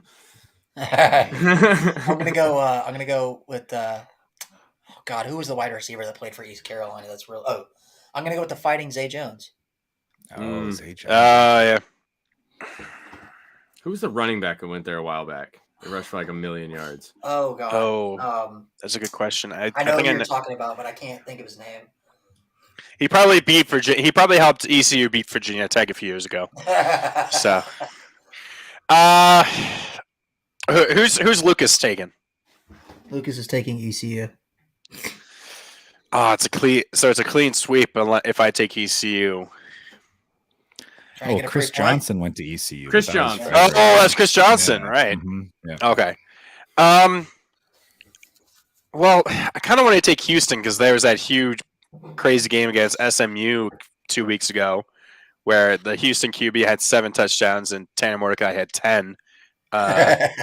So I'm just gonna go different from you guys. I'll go Houston, try and get a point back. It probably will backfire on me, so this will be suck very much. Okay, Old Dominion at App State. Oh, how can I resist? Give me App State. Let's go. Yeah, what's that? They sing a song there, don't they? It's like a country song they sing. Yeah, maybe. Yeah. Who knows? That's West Virginia that sings Country Roads. Oh, Yeah. I thought there was some Luke Bryan thing that I. Oh, thought it they is. knew. Luke, because, no, it is. Uh, It's the ice cold beer. yeah. Oh, okay. Yeah, I'll go App State. Why not? Yeah, give me App State. And Lucas is also taking App State. Yeah, I'm taking App State as well. I'm not trusting myself taking Houston there all of a sudden, though. Okay, here's an actual good Kansas team playing against Texas. I think if Kansas wins this game, they'll tear down the goalposts again. Texas is nearly a 10-point favorite on the road, but I think that's because is Jalen Daniels. You said, did you say Ryan? He's supposedly going to transfer, or like he's rumored to, like Let me actually he hasn't started. He hasn't started. Jalen Daniels is apparently most likely to transfer because Lance Leipold, ever since he got injured, he's been healthy. He's been available to play, but he's stuck with Jason Bean. So, But why? Daniels was I don't the reason know. they were 5-0. Jalen Daniels was through 5 weeks in was a top 5 Heisman candidate. Yeah, so he can come to VT then and help us go 6-6 next year. So, yay. Okay. But no, I've been telling Texas fans on Twitter, you guys aren't back until you beat Kansas at least, and then it's not even that. It's you're on the process of being back if you beat Kansas. Yep. Okay. Who are you guys taking? Give me Kansas. I'm gonna go Texas. I think their running back's the best individual player in college football. Bijan. Mm-hmm. Bijan Robinson, baby. I'm gonna go Kansas as well. They have maybe the second or third best running back in the Big 12, and Devin Neal ran for over 200 yards just a couple weeks ago against Oklahoma State, and had 4 touchdowns. So give me the Fighting Kansas Jayhawks. Rock Chalk. And who's Lucas taking? He's taking. Is he back in Texas? He's back in Texas. You know he loves him some Longhorns. That's true. He really does love them Longhorns. But yeah, I've been backing them all season long. Give me Kansas. Rock Chalk Jayhawk, baby. Rock Chalk. FAU at Middle Tennessee State. Oh no, it's FIU is the team you're never supposed to trust, right? This is the former Fighting Lane Kiffins in FAU. Right. Any school that would hire Lane Kiffin is not all right with me. Let's go Middle Tennessee State. I'm going to go ahead and I'm going to turn around and fade Shane on this one then. Give me FAU, baby. Old Lane Kiffins. So we got the Fighting former Lane Kiffins and the Fighting Middle Tennessee State. Blue Raiders. Blue Raiders that raided Miami at week 3, week 4. Mm-hmm. 40. It was like 44. It was like 45 to like 24 or something. Yeah, something like that. The So coach had that iconic tweet. Absolutely burned Cristobal. That was fantastic. What did he say again? We got $3.5 million to play, and they got 3.5 yards a carry or something. Like that. I'm going to go with the team, since we've got Oregon guys on the show, I'm going to go with the team that made Oregon fans across the country happy when they beat Miami, and give me Middle Tennessee State. Yeah. I think I've taken Middle Tennessee State this year. I think I've been good with them. So I'll take them as well. Lucas is also taking Middle Tennessee State. Oh, Justin's all by himself now. That's a free point. That's probably a free point. That's just a guarantee. Iowa, who is a very quiet 6-4. I didn't realize they were 6-4. It's because of their running back Caleb Johnson. And their defense, because their offense sucks, or at least their passing offense does. Minnesota's a 2.5-point favorite. Since Oregon is about to snake the number 1 offensive lineman from Iowa, and we feel kind of bad about it, I'll take Iowa this week. You literally took the words right out of my mouth. I was going to say that. Absolutely perfect. Yeah, give me Hawkeyes. So both of these offenses are atrocious. Both of these running backs are really good. But Iowa has the better defense. Therefore, give me the Hawkeyes. Give me the Fighting Malik Hookers. Go Hawkeyes. Lucas is also taking Iowa. That's a clean sweep then. Western Kentucky at Auburn. The Fighting Bailey Zaps. Normally this would be the cupcake for Auburn, second to last week of the season, but goddamn, there's this Western Kentucky on that way to another Conference USA title. probably. Well, because Auburn benched my guy Robbie Ashford, I got to go with Western Kentucky. Fuck yeah. I like your thinking there. Let's do that. Yeah, Western Kentucky. I'm going to go with the Hilltoppers of Western Kentucky, the former Fighting Bailey Zappies. Give me the Hilltoppers. Lucas is also taking Lucas is taking Auburn. Oh, that's a free point for all of us. Go Western Kentucky. Dear God. I don't want to. That's literally all Shane had to explain is why. Right. That's one more to explain it. Stanford at Cal. That nobody cares about. Oh my God. Dear God. Hey Shane, who did I take in this one in ours? Shit, man. I think I took Stanford, but I don't remember. Well, of course you don't remember. Why the hell would you remember picking for such a shitty game like this? Yeah, this is bad. God damn. Ryan, you really just wanted to piss them off this week, didn't you? Why do you think Marshawn Lynch cussed on TV when he was at the Cal game? Because of how bad this team is. Because he's Marshawn Lynch also, and he's just he was like, I'm just here not to get. We're just here to not to get fined. That's obviously right. He said. I think was it his words. This team, when I was here, this team didn't effing suck. And then he's like, "Oh, Justin, you took Stanford plus 4.5. All right, give me Stanford. Yeah, I'll go with Stanford too. They got, I guess, the better coach. Maybe I don't even know if that's true. I'm gonna go with the Fighting Cal Golden Bears just because I like Marshawn Lynch and I love me some Skittles. Who's Lucas taking? And plus, I think Jake Plummer is a better quarterback than whoever. Jack Plummer. Jack Plummer. I don't know. He took Stanford. Yeah, Stanford kid with Tanner McKee. He's getting all kinds of NFL love. Yeah. But the rest of the guys he throws to fucking suck. So they're not good. So I know Lucas took Stanford as well. At this rate, Stanford should just be the Harvard of the West and just join the Ivy League. Join the Ivy. Yeah, they join the. That's Ivy what I'm saying. League. They should just join the Ivy League at this point. Well, when the Pac-12 gets dissolved, maybe that might be their move. Yeah, the Ivy League's going to be looking to expand. Oregon joined the USC and UCLA in the Big Ten or something. I guess. Little do you know, Stanford and Cal end up going to the Ivy League. Both of them. I can see it. Give me the Fighting Deshaun Jacksons. Go Cal. Yeah. Killed Oregon. Also, I feel like Golden Bears would maul a tree. So, yeah. I mean, okay. Golden Bears climb trees. Yeah. So. What's a cardinal? This has been a thing that we've talked about so many times on my Did Stanford also ban the mascot or something? Yeah, they have an ongoing war. It's a no fun school. Stanford. Yeah. So, okay. Marshall at Georgia Southern. So that's a perfect reaction to this game. Hey, at least Notre Dame lost to a bowl-eligible team. That's true. I have no idea here. I'm just going to go with Vegas and give me Marshall. Georgia Southern hasn't had a movie made about them that I'm aware of, so let's go with Georgia Southern. I think I've backed Marshall a few times, so I'll take Marshall, and I've been right. Lucas is going Marshall. I'm going to go with they are Marshall this week. Go with the Fighting Matthew McConaughey's. There you go. Yeah. The former Fighting Grant Wells. Oh dear God! Don't remind me. God damn it. Texas Tech at Iowa State. Iowa State's Tyler Shook healthy. You know. All right. He was with Oregon, right? Yeah.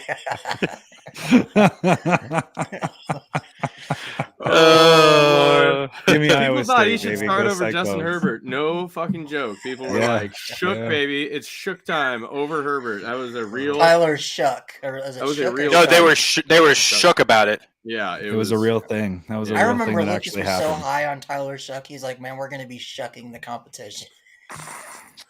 Give me the Cyclones. Give That me was a Iowa funny, State. funny era. Funny era. I'm gonna go with Iowa State too. I like their coach. I don't Oh, remember his man. name, but we played against him in a bowl a couple of years ago. Yeah.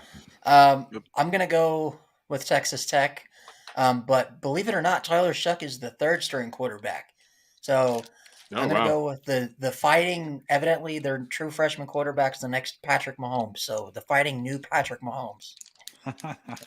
Give me the fighting Michael Crabtrees. And then Lucas is also going with. He's taking Iowa State. Ooh, okay. Mm. Take it. This All is an right, interesting see one. here. I'm gonna go with some interesting logic here. So LeGarrette Blount knocks out a Bronco, and Christian Watson went crazy last weekend in the NFL. So give me Wyoming, baby. I'm gonna go with former Oregon defensive coordinator Andy Avalos and the Boise State Broncos. I wasn't. He was on Anthony Brown.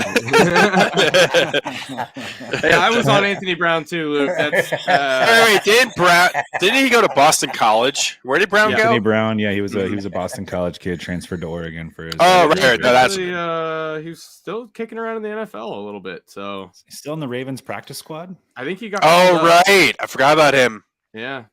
No, I think he He probably might got be. waived.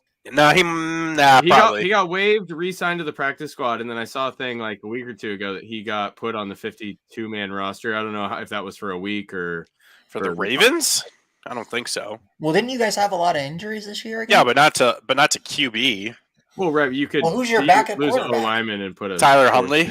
Oh, well, Tyler Huntley So- was pretty decent. Yeah, he Yeah, was Google- decent last year.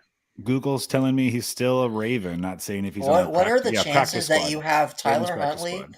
and Anthony Brown, a Utah and an Oregon quarterback on the same roster? Well, that's Wow, what we never had in the thought about preseason. that. That's what we And had in of course- preseason. So And of course, the Utah quarterback is higher on the depth chart. Well, Huntley's better. I'll give Yeah. Huntley that.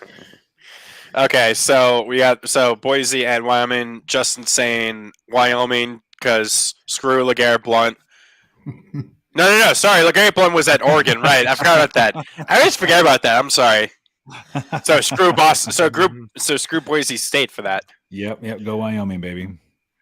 I'm going with Fighting Boise Josh State. Allen's. Who are you going with, Steven? There's Shane. Or Shane, sorry. Boise State. It's all right. It's cool. Okay. I'm going to go with Boise State, too, which is weird because they, like I said earlier many times on this show, they fired their head coach 3 games into the season, and they're 7-3 and on their way to another Mountain West title. What's Ryan taking? Or Lucas? He's sorry. taking Wyoming. Are you taking Wyoming? Give me Boise. I think I backed him pretty good. So Syracuse at Waco. Dear God. 2 teams that are on, Syracuse on a 4-game losing streak. Wake is on a 3-game losing streak. Really? Didn't realize it Well- had been that bad for them. Since everything comes back to Oregon, and we think a perfect landing spot for our guy Seven McGee would be Syracuse going back home. Give me the Syracuse Orangemen in this one. I like it. I'm gonna second that. Give me my the dude I've been high on the last few years, Sam Hartman, and the Fighting Demon Deacons. Sam Hartman, believe it or not, is looking to transfer after this year. He has 1 more year of Come eligibility. to VT. Anybody, just come to VT. Just anybody. Okay, who's Lucas taking? He's taking Wake. Yeah, of course. I would take Wake too. Yeah, give me the Fighting Sam Hardmans. Give me that. And San Jose State at Utah State. Let's try to get these through. Oh my God, we still have so many left to do. God damn it, Ryan. Why do you have us do so many of these? All right. I'm going with Vegas again on this one. 2 teams I haven't seen play this year, so give me San Jose State, baby. And they have a cool logo. Yeah, I like. Yeah, give me San Jose State. They got cool unis in general, Mhm. like blue and yellow, aren't they? Utah State. They have large people in Utah. He's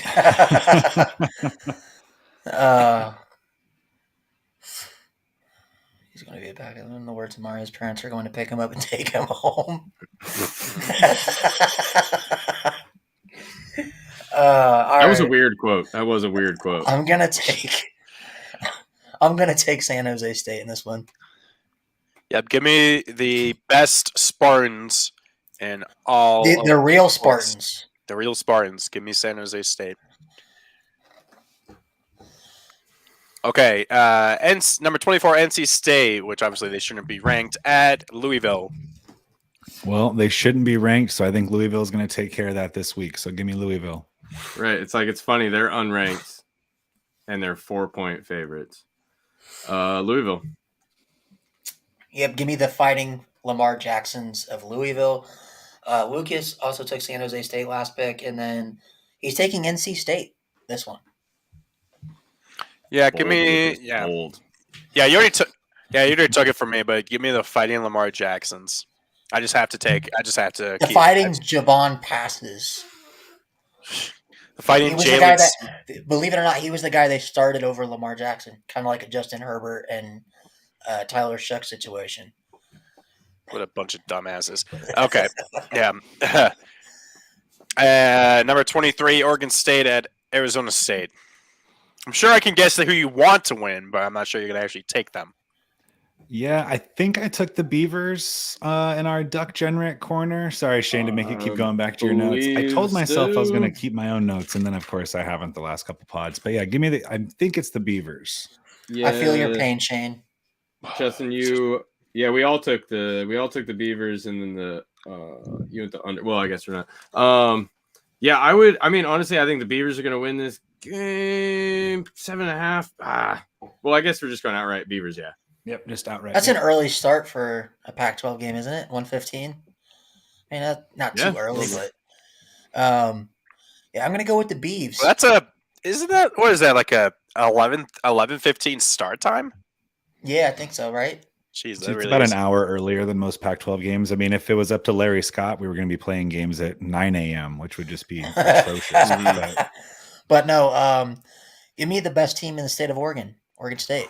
Oh, Lucas! Oh, how dare you! That's an ongoing thing on the show. Lucas gives a good point. Isn't Malik Cunningham hurt for Louisville? Their backup quarterback's playing really good, so I don't think it matters. Okay, got it. Cool. Oh, sorry. Give me the Beavs. Give me the half of the platypus, whatever. Oregon. Lucas is also going with the best team in the state of Oregon. That's quote for quote what he said. Wow. The best OSU in all of college football. The real OSU. The real OSU. I always root against Oklahoma, so this one's real easy. Go Oklahoma State. Wow, we have back-to-back OSU schools here. I just realized that. OSU. I'm going to go back-to-back OSU. Yeah, I'm going to Oklahoma State. Yeah, give me the second real OSU. I just find it hilarious how Oklahoma has shit the bed this year, and it's Lucas is going so with the upset. He's going with Oklahoma. Well, Oklahoma, yeah, okay, yeah, that makes sense. Yeah, no, give me Oklahoma State. It's fine. It is a rivalry game, so with these games, you expect the unexpected. It's interesting they're playing Bedlam, not rivalry week. Usually that would be next week. That is usually the last week of the season, isn't it? So I don't know why they're playing Bedlam a week early, but it's interesting. Maybe because something with scheduling. I don't know. But number 15, K-State at West Virginia. This is a trap game. It is a trap game. Yeah, give me K-State, though. I think K-State pulls it out. I think it's maybe closer than people expect, but yeah, give me K-State. Yeah, I'll go K-State. Yep. Lucas is also going with Kansas State. I'm going to go with the upset here. Give me the Mountaineers of West Virginia, the Fighting JT Daniels. They just fired their AD, and their head coach is probably next. And then JT Daniels is probably going to transfer. But VT! He does get another win after upsetting Oklahoma last week. Country roads, don't take me home. Go K-State. And Country Roads is not about West Virginia. It's about Lucas, Western Virginia, the state of Virginia, the western Lucas part is of going Virginia. with K-State, but I also want to Learn say something West every day. Virginia always seems to be in the middle of some upset later in the year. So That's true. Number 14, Ole Miss at Arkansas. KJ Jefferson is playing this game. Oh, I think Ole Miss bounces back. Give me Ole Miss, baby. I think Ole Miss is going to hit a losing streak here. They're going to tailspin. Give me Arkansas at home. Ooh, like it. Love to see it. I'm going to go with you, Shane. Give me Arkansas. Whoa, pig suey. Lucas is taking Ole Miss. yeah, KJ playing. I'll take Arkansas.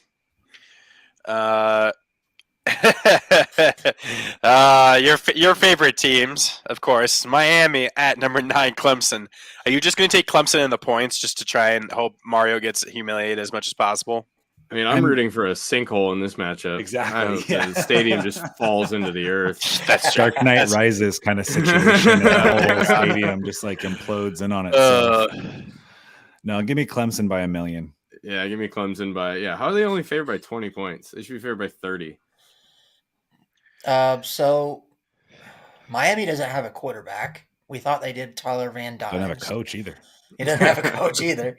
I'm going to give me Clemson, but with how DJ has struggled this year, Future Oregon Duck, maybe? Future Oregon Duck. well, you got Bo Nix and DJ Uyunglele on the same team. Ooh. Hey, double And then you get points for Mateo pronunciation. to come to Oregon. Ooh, No, and then Ty Thompson and Dante Moore both transfer away. to Clemson. Hmm. Yeah, one of them goes to Clemson. But no, give me Clemson. Go Tigs. Right. Yeah, we would do that to Costa. We would go and he would always get so pissed about it Because Clemson fans are very Clemson stingy do this, about and he always gets so pissed about it. I'm guessing that's the reason why he probably doesn't watch the show anymore because we piss him off so much. But no, Lucas also went with Clemson. Yeah, it's a clean sweep. The Go Clemson. The real Death Valley. That's true. Okay, UAB at number 6 LSU. 14.5? How is Right. it only a 14.5? UAB is actually- a really solid group of 5 team. I'll say that. That is I don't know, I crazy. still might actually bet LSU in this one. I didn't know it was a Yeah, lineup. that's Give me that's LSU. insane. Give me LSU also. Yeah. I'm gonna take the No, I'm just kidding. I'm not taking the Bladers. UAB. Give me LSU.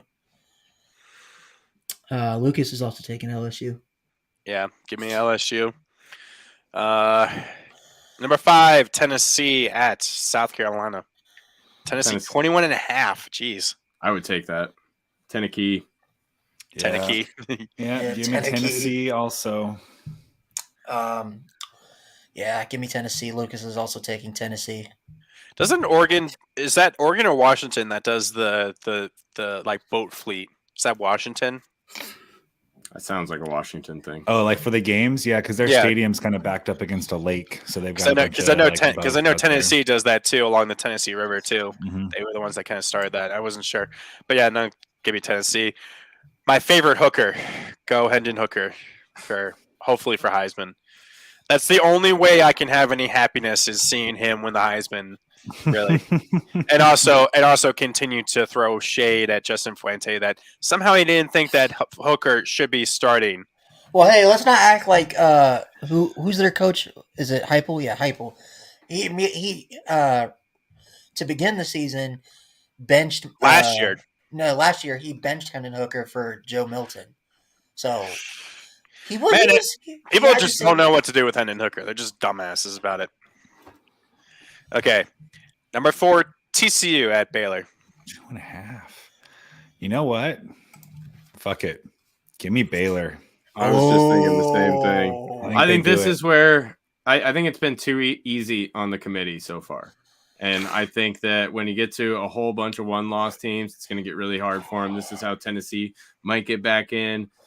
I'm going to go with Baylor at home.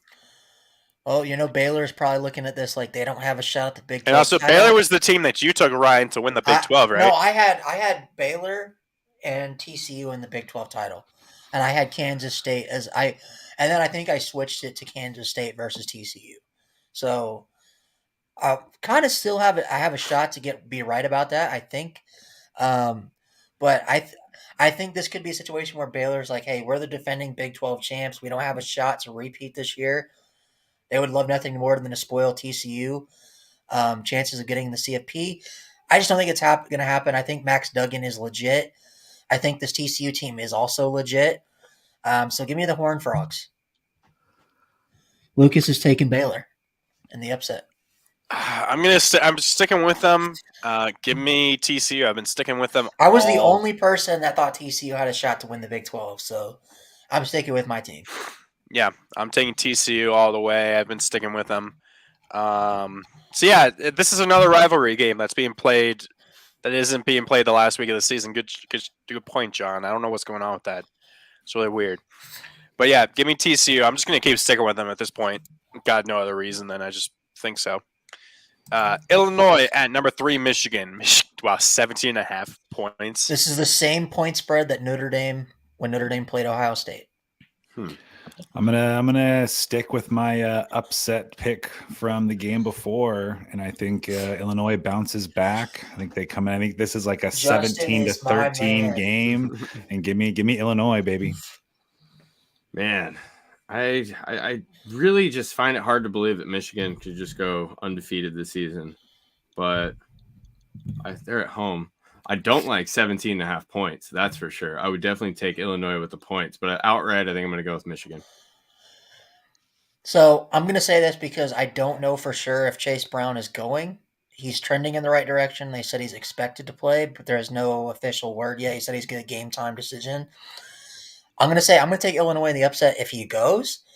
If he doesn't, then I'm going to switch my pick to Michigan. But nevertheless, Illinois still has the number 1 ranked rush defense in the country. They're giving up less than 88 yards a game rushing. This will be the best team Michigan has faced defensively all season. So Michigan has not proven to be able to win a game through the air because they've been able to just run down people's throats.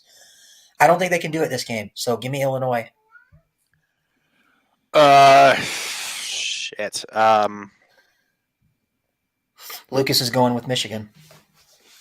Well, he was the only one of us who was buying Michigan last year, and so he was rubbing that in our face all. I just don't think JJ McCarthy is a guy that can go win you. Also, wasn't Cade McNamara is the same guy. Cade's I think is out for the rest of the season. No, he got benched. No, he's out for this. I don't even think he's benched. I think he's out for the season. I saw something. He's not playing the rest of the season. Well, I think he's transferred. That's why. Yeah, or something. But no, neither one of those guys were going to win you a game. They're both game managers. Michigan's game plan is just hand the ball off to Blake Corum and Donovan Edwards. That's their entire game plan. Yeah, the Athletic 3 days ago, backup quarterback Cade McNamara out for the season. Mm-hmm. Yeah. So, but it probably is just transferring, and so they're just saying he's out for the rest of the season because then he's going to transfer out. Because it probably looks better if it's an injury than just, hey, I'm sitting out because I want to transfer. Exactly. Shit. I think I would go with Shane and with what he said, and I'll take Illinois with the points, but I'll take Michigan out to win. But I'm not taking those points. I think Illinois' defense is good enough that they'll be able to keep it close. I could see this being like a slugfest. You know what this game kind of reminds me of? That Penn State-Illinois game from last year where it went to like 3 overtimes and it was just a slugfest and a defensive game. I just think that's what this game is going to be because both defenses are solid. So this could be like a 10-6 type game. Yeah. So, yeah. Okay. Ohio State at Maryland. Number 2, Ohio State. Too easy. Yeah, Buckeyes. You taking the points too? Yeah. Yeah, probably would. Ryan Day seems inept. Ryan Day loves fucking running up the score of any games to make himself look better. That's true. Keep CJ Stroud in when the game's out of hand. And it's weird because he's got all those 5-star quarterbacks sitting behind CJ, and you'd think you'd want to give him some time, but that's why those kids transfer. But anyway, I'm going to go Ohio State, and so is Lucas. I think it'll be closer. I just have a weird feeling because, like, every time Ohio State plays at Maryland, it's always historically been a close game. Yeah, they should have beaten them a few years ago when they Anthony McFarlane went off. And also, the thing with Michigan and Ohio State, both of them have tough matchups this week. And I think that both of them could get caught up looking ahead to the game next week. Yeah. Mm-hmm. So I expect both of them to kind of come out slow because of that reason. Yeah, I'll take Ohio State, but I'm actually not going to take the point. But I'll take Maryland in the points. I think it'll be less than 21. I also think Senior Day in college football means a lot to people. It does. Yeah, 100%. So I think Maryland, they'll want to prove that this downturn they've had is not a fluke and that they can compete. Because I think Tualia, if maybe they'll be able to convince him to come back next year. So yeah. Okay, cool. Georgia at Kentucky. Yeah, Georgia. Rivalry game. I got to take Georgia. Not really much of a rivalry. But this is another rivalry game that's usually played at the end of the year. This is another weird type game. But yeah, I'm going to go Georgia. You guys all go in Georgia? Yeah, I like Kentucky. Are we taking the Georgia and the points too? Yeah, I think Georgia boat racism. I think it's a close game, probably within the first quarter, maybe into the second, and then it just gets out of hand. Mm-hmm. Oh God! The best team in the state of Virginia versus the worst team in the state of Virginia. Yeah, give me Liberty. This one, that's a pretty easy pick there. I think. Give me Liberty. I'm gonna go with my main man up here. Let's go VTech. I'm gonna take Virginia Tech. Let's go. This week I'm a Virginia Tech fan. So Lucas is I forgot to say his pick. He went with UGA. This one he's going to Liberty. I'm going with the Fighting Hugh Freezes, the Fighting Malik Willises.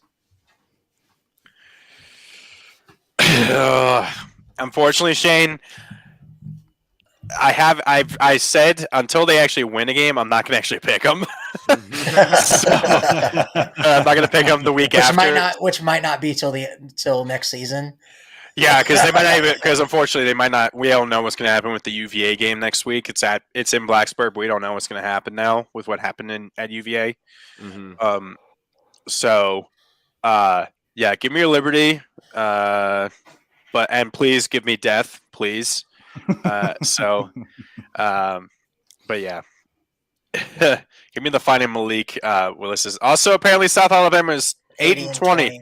Good job. Because of my damn typo again. So Southern Miss is our team of the year because of Ryan's friend Cam, who's a defensive back for them. He's up for Sun Belt Conference Defensive Player of the Year and Special Teams Player of the Year. That is true. Double dip. Well, then let's go Southern Miss. Yeah, go Southern Miss. Then I can't see how I can go against them. Give me Southern Miss. Wait, they're 7.5 point favorites and they're 5-5. No, South Alabama. Their thing is all USA. Right. Yeah. Well, I read that wrong. Never mind. Sorry. Then South Alabama. They're 8-2. Wow, I didn't realize they were that. And funny enough, one of my other high school teammates is the kicker for South Alabama. Well, didn't South Alabama? Didn't they play like UCLA or USC? And they almost beat UCLA. They were a missed field goal kick away from beating UCLA. Yep. Right. I know you guys both took Southern Miss, but I think I've taken South Alabama 2 or 3 times now, and I've gotten it right every single time. So I'm gonna keep sticking with USA. Give me South Alabama. So, Cam, I'm sorry, bro. Like, you're the homie. I hope you guys win this and get bowl eligible. But South Alabama is just really too good. All right, well, fuck. If you guys are picking them, then I'm taking. I was trying to not take you guys as friend. Just because they're on there doesn't mean that we're not taking him. Hey, I'm staying on it, baby. Oh my God, that's too funny. I'm with you, you, Cam. You know what? Let's go last year our team of the year was Presbyterian after they had the 10 touchdown game. And I stuck with them the entire season, and they ended up going 2-10. So. Yeah, it was bad. This game's on NFL Network, so that's surprising. Good for everybody involved. That's cool. That's interesting. But all right, Connor, next game. Lucas is wait, hold on. I didn't say what Lucas's was. He is taking South Alabama. So it's The best. He's taking the best team in the state of Alabama. That's true. Why is Notre Dame's game after them? Because I messed up again. It's whatever. It's whatever. Okay, Boston College at number 18, Notre Dame. Apparently, Notre Dame's not important enough because you have a lowercase and a Notre Dame. Typos, man. Typos. Yep, pretty much. So, yeah, give me the Irish here. I think the Irish roll over the other because the other Golden Domers, the Golden Dome Bowl, Holy War is what is the rivalry game. It's called the Holy War. So yeah, give me Notre Dame. You guys taking the points? Would you guys take the points? Because I don't feel too comfortable. I don't feel great taking the points in a rivalry game against even BC, but they're at home. I think Notre Dame wins.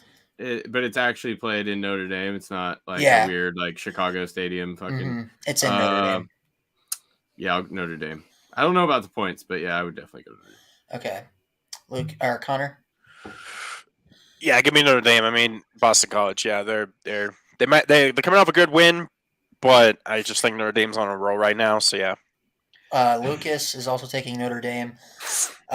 Tim, you took Navy last week too. Well, I mean, he's from Boston. He's a so that's why. But I was gonna say, I hope this game because Notre Dame hasn't had a game yet where we could play our third string quarterback to see what he is. He's a true freshman. Hopefully, this is the game we get to see what Steve Angeli can do. But I'm not going to put my hopes up because Drew Pine he's either a 5-touchdown quarterback, and in the second half he won't score a single point, 16 yards of total offense, and 5 sacks. So, yeesh. Tale of two halves. Yeah, that is very much yeesh. Yeah. So yeah. Next is your guys' game. Utah, number 10, Utah at number 12, Oregon. You guys will go last because we always go last for it. Ryan, you see that swing in the line? Oh wow! What was it before? It opened up at Oregon -3, but that was before Chris Hudson in an interview yesterday said that Bo Nix is down, next guy up mentality or something like that. It was like the first public comment on whether or not Bo Nix was going to play, and it wasn't really even a comment. It was more of an offhand. So, but Nix could potentially be out. Yes. Yep. So what's the likelihood? Is he kind of like a game time decision? Is he? Well, so the backstory on this is Utah's coach Kyle Whittingham famously releases 0 injury information, and so this week in particular, Dan Lanning is absorbing that same idea and just not giving any injury information whatsoever. Because okay. So it's going to be a complete crapshoot. We're not going to be able to know until the game starts. Yep, 100%. You guys are the boys, and I love you. You guys are fun. You guys have matched our energy. You guys seem like cool guys. Love having you guys on the show. I don't like this for this. That being said, I think Utah and Cam Rising and the questions about whether Bo Nix goes or not. I don't think it's a blowout like it was last year. Both games were embarrassing. I think it's a little closer, but I think Utah with Cam Rising is just the better team right now, especially without Bo Nix. So give me the Utes. Now that I've won my bet against Lucas, I will keep going I will go with Oregon going forward, just knowing that I have that over him. Now, the Bo Nix thing does worry me, and I hold the right to change it. It would really concern me if this game was at Utah.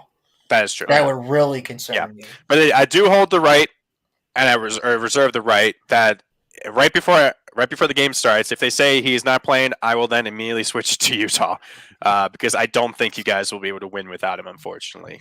That's just how I'd see it. Without Bo Nix, I think Cam Rising is definitely the. And then here's what Lucas says. Bucky Irving is a problem, man. Bouncing Bucky. Bucky Irving reminds me. Who is that? Who's Bucky Irving? He's the second guy, right? No, he's our starting running back. Him and Miller are kind of 1A, 1B. Bucky gets the first carry of the game if that changes anything. Noah normally outpaces him by about 1 or 2 snaps. But so it's kind of like it's a 2-back system, basically. 100%. Yeah. Bouncing Bucky, great nickname. But no, you've been holding Bucky back Irving, on us, man. That's a good one. Tell me if you guys think came into this. Twitter yesterday. But tell me if you guys think he kind of reminds you guys of Royce Freeman, just the way he runs, like not the explosiveness, but the just shoving guys off and breaking tackles, like. I think the best comparison for Bucky Irving that I've been able to come up with was UCLA Maurice Jones-Drew. Okay. The way that he just is not, he's small, he's powerful, and he's a bowling ball in regards to just trying to tackle him. That's who he reminds me of. The Bucky does have similar broken tackle average numbers to Royce Freeman, though. They were talking about that last week, that it's like they break like 1 tackle per 2 carries or something like that. I'm still disappointed Royce didn't do anything in the NFL for my Broncos. Yeah, I'm so excited about that pick. He took like 500 carries in college, and that never really bodes well for the future of your career. But I do think it's interesting. Like I said, Oregon was -3, and then it goes to Utah -2, which means Vegas is valuing Ty Thompson at about 5 points, which I find odd. So for that being said, now that Oregon is getting points, I'm definitely going Oregon. I think that they can come out and do some things schematically. I think that Dan Lanning is going to put his fingerprints all over this one if Ty Thompson goes, and they're going to just empty the bag. You're going to see everything that him and Dillingham had ever thought about running out there. And we've seen them get creative earlier this year, and it's been somewhat successful outside of last week. So I'm going to go with Oregon in this one. Lucas is saying Jay Stu, or Jonathan Stewart. He's big. Yeah, they're just such different backs. Jay Stu the thing is, that's a tough one. I feel like a lot of people have kind of wrote Utah off ever since that Florida loss, and which they've quietly, just keep winning and winning outside of that UCLA game, which I think the game wasn't. I don't think UCLA was that much better than Utah. I just think that game kind of got away from Cam Rising. But I think Cam Rising he's such an underrated quarterback. He's so good, and he's very he's a guy that you wouldn't think would be very mobile, but he's a truck. When he decides to run, he's going to go for those extra yards to get in that end zone or first down. So I just think that's a difference. I think if Bo Nix was playing in this game, I would take Oregon, but I just think Cam Rising he's a guy that can go win you a game. That's why like I said, I love you guys and I love Oregon. I think Oregon's if they had Bo Nix as a top 6, maybe borderline top 4 team, just without Bo Nix, I just don't know what Ty Thompson is. Yeah, I think we're about to see a Josh Allen kind of situation here. Where, monitoring warm-ups, seeing who's getting first-team reps and things like that before the game. I'm going to take the Ducks here. I'm maybe the biggest Ty Thompson believer out there, and you can best believe, just like one of our fans tweeted at us on. If Ty Thompson does play in this game and he does play well and the Ducks do win, I will be insufferable on our podcast moving forward for sure. But give me the Ducks here. I think they pull it out. I think they do just enough on the defensive side of the ball to keep this in the 20s. I think the Dan Lanning tries to play a little ball control if it is a Ty Thompson situation. And I think the Ducks bring it. Cool. Okay. And I think we have just 2 more. I so badly want to see Jay Butterfield. Hey, you'll see him at Virginia Tech next year. Yep, exactly. Exactly. Yep. He'd go crazy in this. And so I guess Ryan chose this as our game of the week: USC at UCLA. There are only 2 ranked matchups this week, and they're both Pac-12 games. That's kind of crazy. Interesting. Interesting. What are you guys' thoughts on this? Mainly just for the Duck fan in me and the storyline that this would create, but give me USC just because I'd rather play USC in that Pac-12 championship game after we beat Utah and the Beavers and then meet up with them in that 3rd game. I just want their season to get built up. They're going to go beat Notre Dame. They're going to take care of business there. They're going to come in all fired up. Whoa. Championship, thinking they're about to get their CFP. You just picked Utah. Boom. You can't get that upset. Yeah, I know. Yeah. Wait, hold on. We're talking about the give same me USC team that hasn't beat Notre Dame since, 2016 when we went 4-6. 4-8, and you lost to VT. 4-8, yeah. And we beat. Well, the VT was doors good off- that year. We were like 10-3 that year. I just 10 remember that VT. 2017 year when they had Sam Darnold and they were supposed to go to this college football playoff. They came to South Bend and we gave them a can of whoop ass and beat them like 56-14. So I'm not sold on this USC team either. Give me the Bruins, and I think it's not close. I think the UCLA wins by 14 plus. Wow. I mean, UCLA does have a fantastic running game. Shabalaba Ding Dong, whatever his name is. He should have a good game against this Swiss cheese defense in USC. That being said, I think USC is able to outscore him. I think the over-under on this game was 79. Take it. Hammer the over. Hammer the over. Yeah. Wow, that's a 76, huge. I think. Wow, that's a huge over. It was a big Both number. of these defenses. Ugh. Well, and without it's gonna be a Big 12 game out there. Yeah, pretty much. It's gonna be old school Pac-12. So who's Lucas taking? He's taking Oregon. You know he wants USC to win because it makes he wants to beat a one-loss USC team in the Pac-12 title. Exactly. But I have the same kind of thing because like if USC wins this game, if Notre Dame somehow goes into USC and beats them, that would probably shoot Notre Dame so high up in the rankings to where a New Year's Six Bowl is still possibly a thing because of Notre Dame's strength of schedule, which is I guarantee you, even if that doesn't not with 4 losses. Notre Dame has the number one strength of schedule in the country right now because we played Ohio State, Clemson, and we will play USC. So and you played Syracuse and North Carolina, who's also ranked. So if Notre Dame goes 9-3 with a win against what will USC probably be like 6 if they win this game, and then I don't know, Clemson probably be in the top. Okay, that's good. Okay, I'll just stick with the geniuses here, and I'll go with USC as well. They're a genius. Because Shane looks like he's about to fall asleep. No. And our $1 ticket game. So we came up with this name. About. This is the game. This is our worst game of the week. We came up with this after Vanderbilt versus UConn last year, where you could buy a ticket for $1. So this is the worst game of the week, at least according to us. So good luck, because it's a shit show either way. I know Louisiana Tech used to have a dominant women's basketball program. Mm-hmm. So we're gonna go with Louisiana Tech. I'm going to go anytime you got a couple shit teams in a rock fight, I'm going to take the home dog. I'm going to go Charlotte. There you go. So we have the Louisiana Thank you, John, for letting me know. Louisiana Tech Bulldogs versus the Charlotte 49ers. I think a Bulldog would beat a 49er in a fight. A 49er is a human with a pickaxe. Therefore, I'm going with Louisiana Tech because why not? Exactly. Because why? Because why, Ryan? Why the fuck not? Yep. Okay.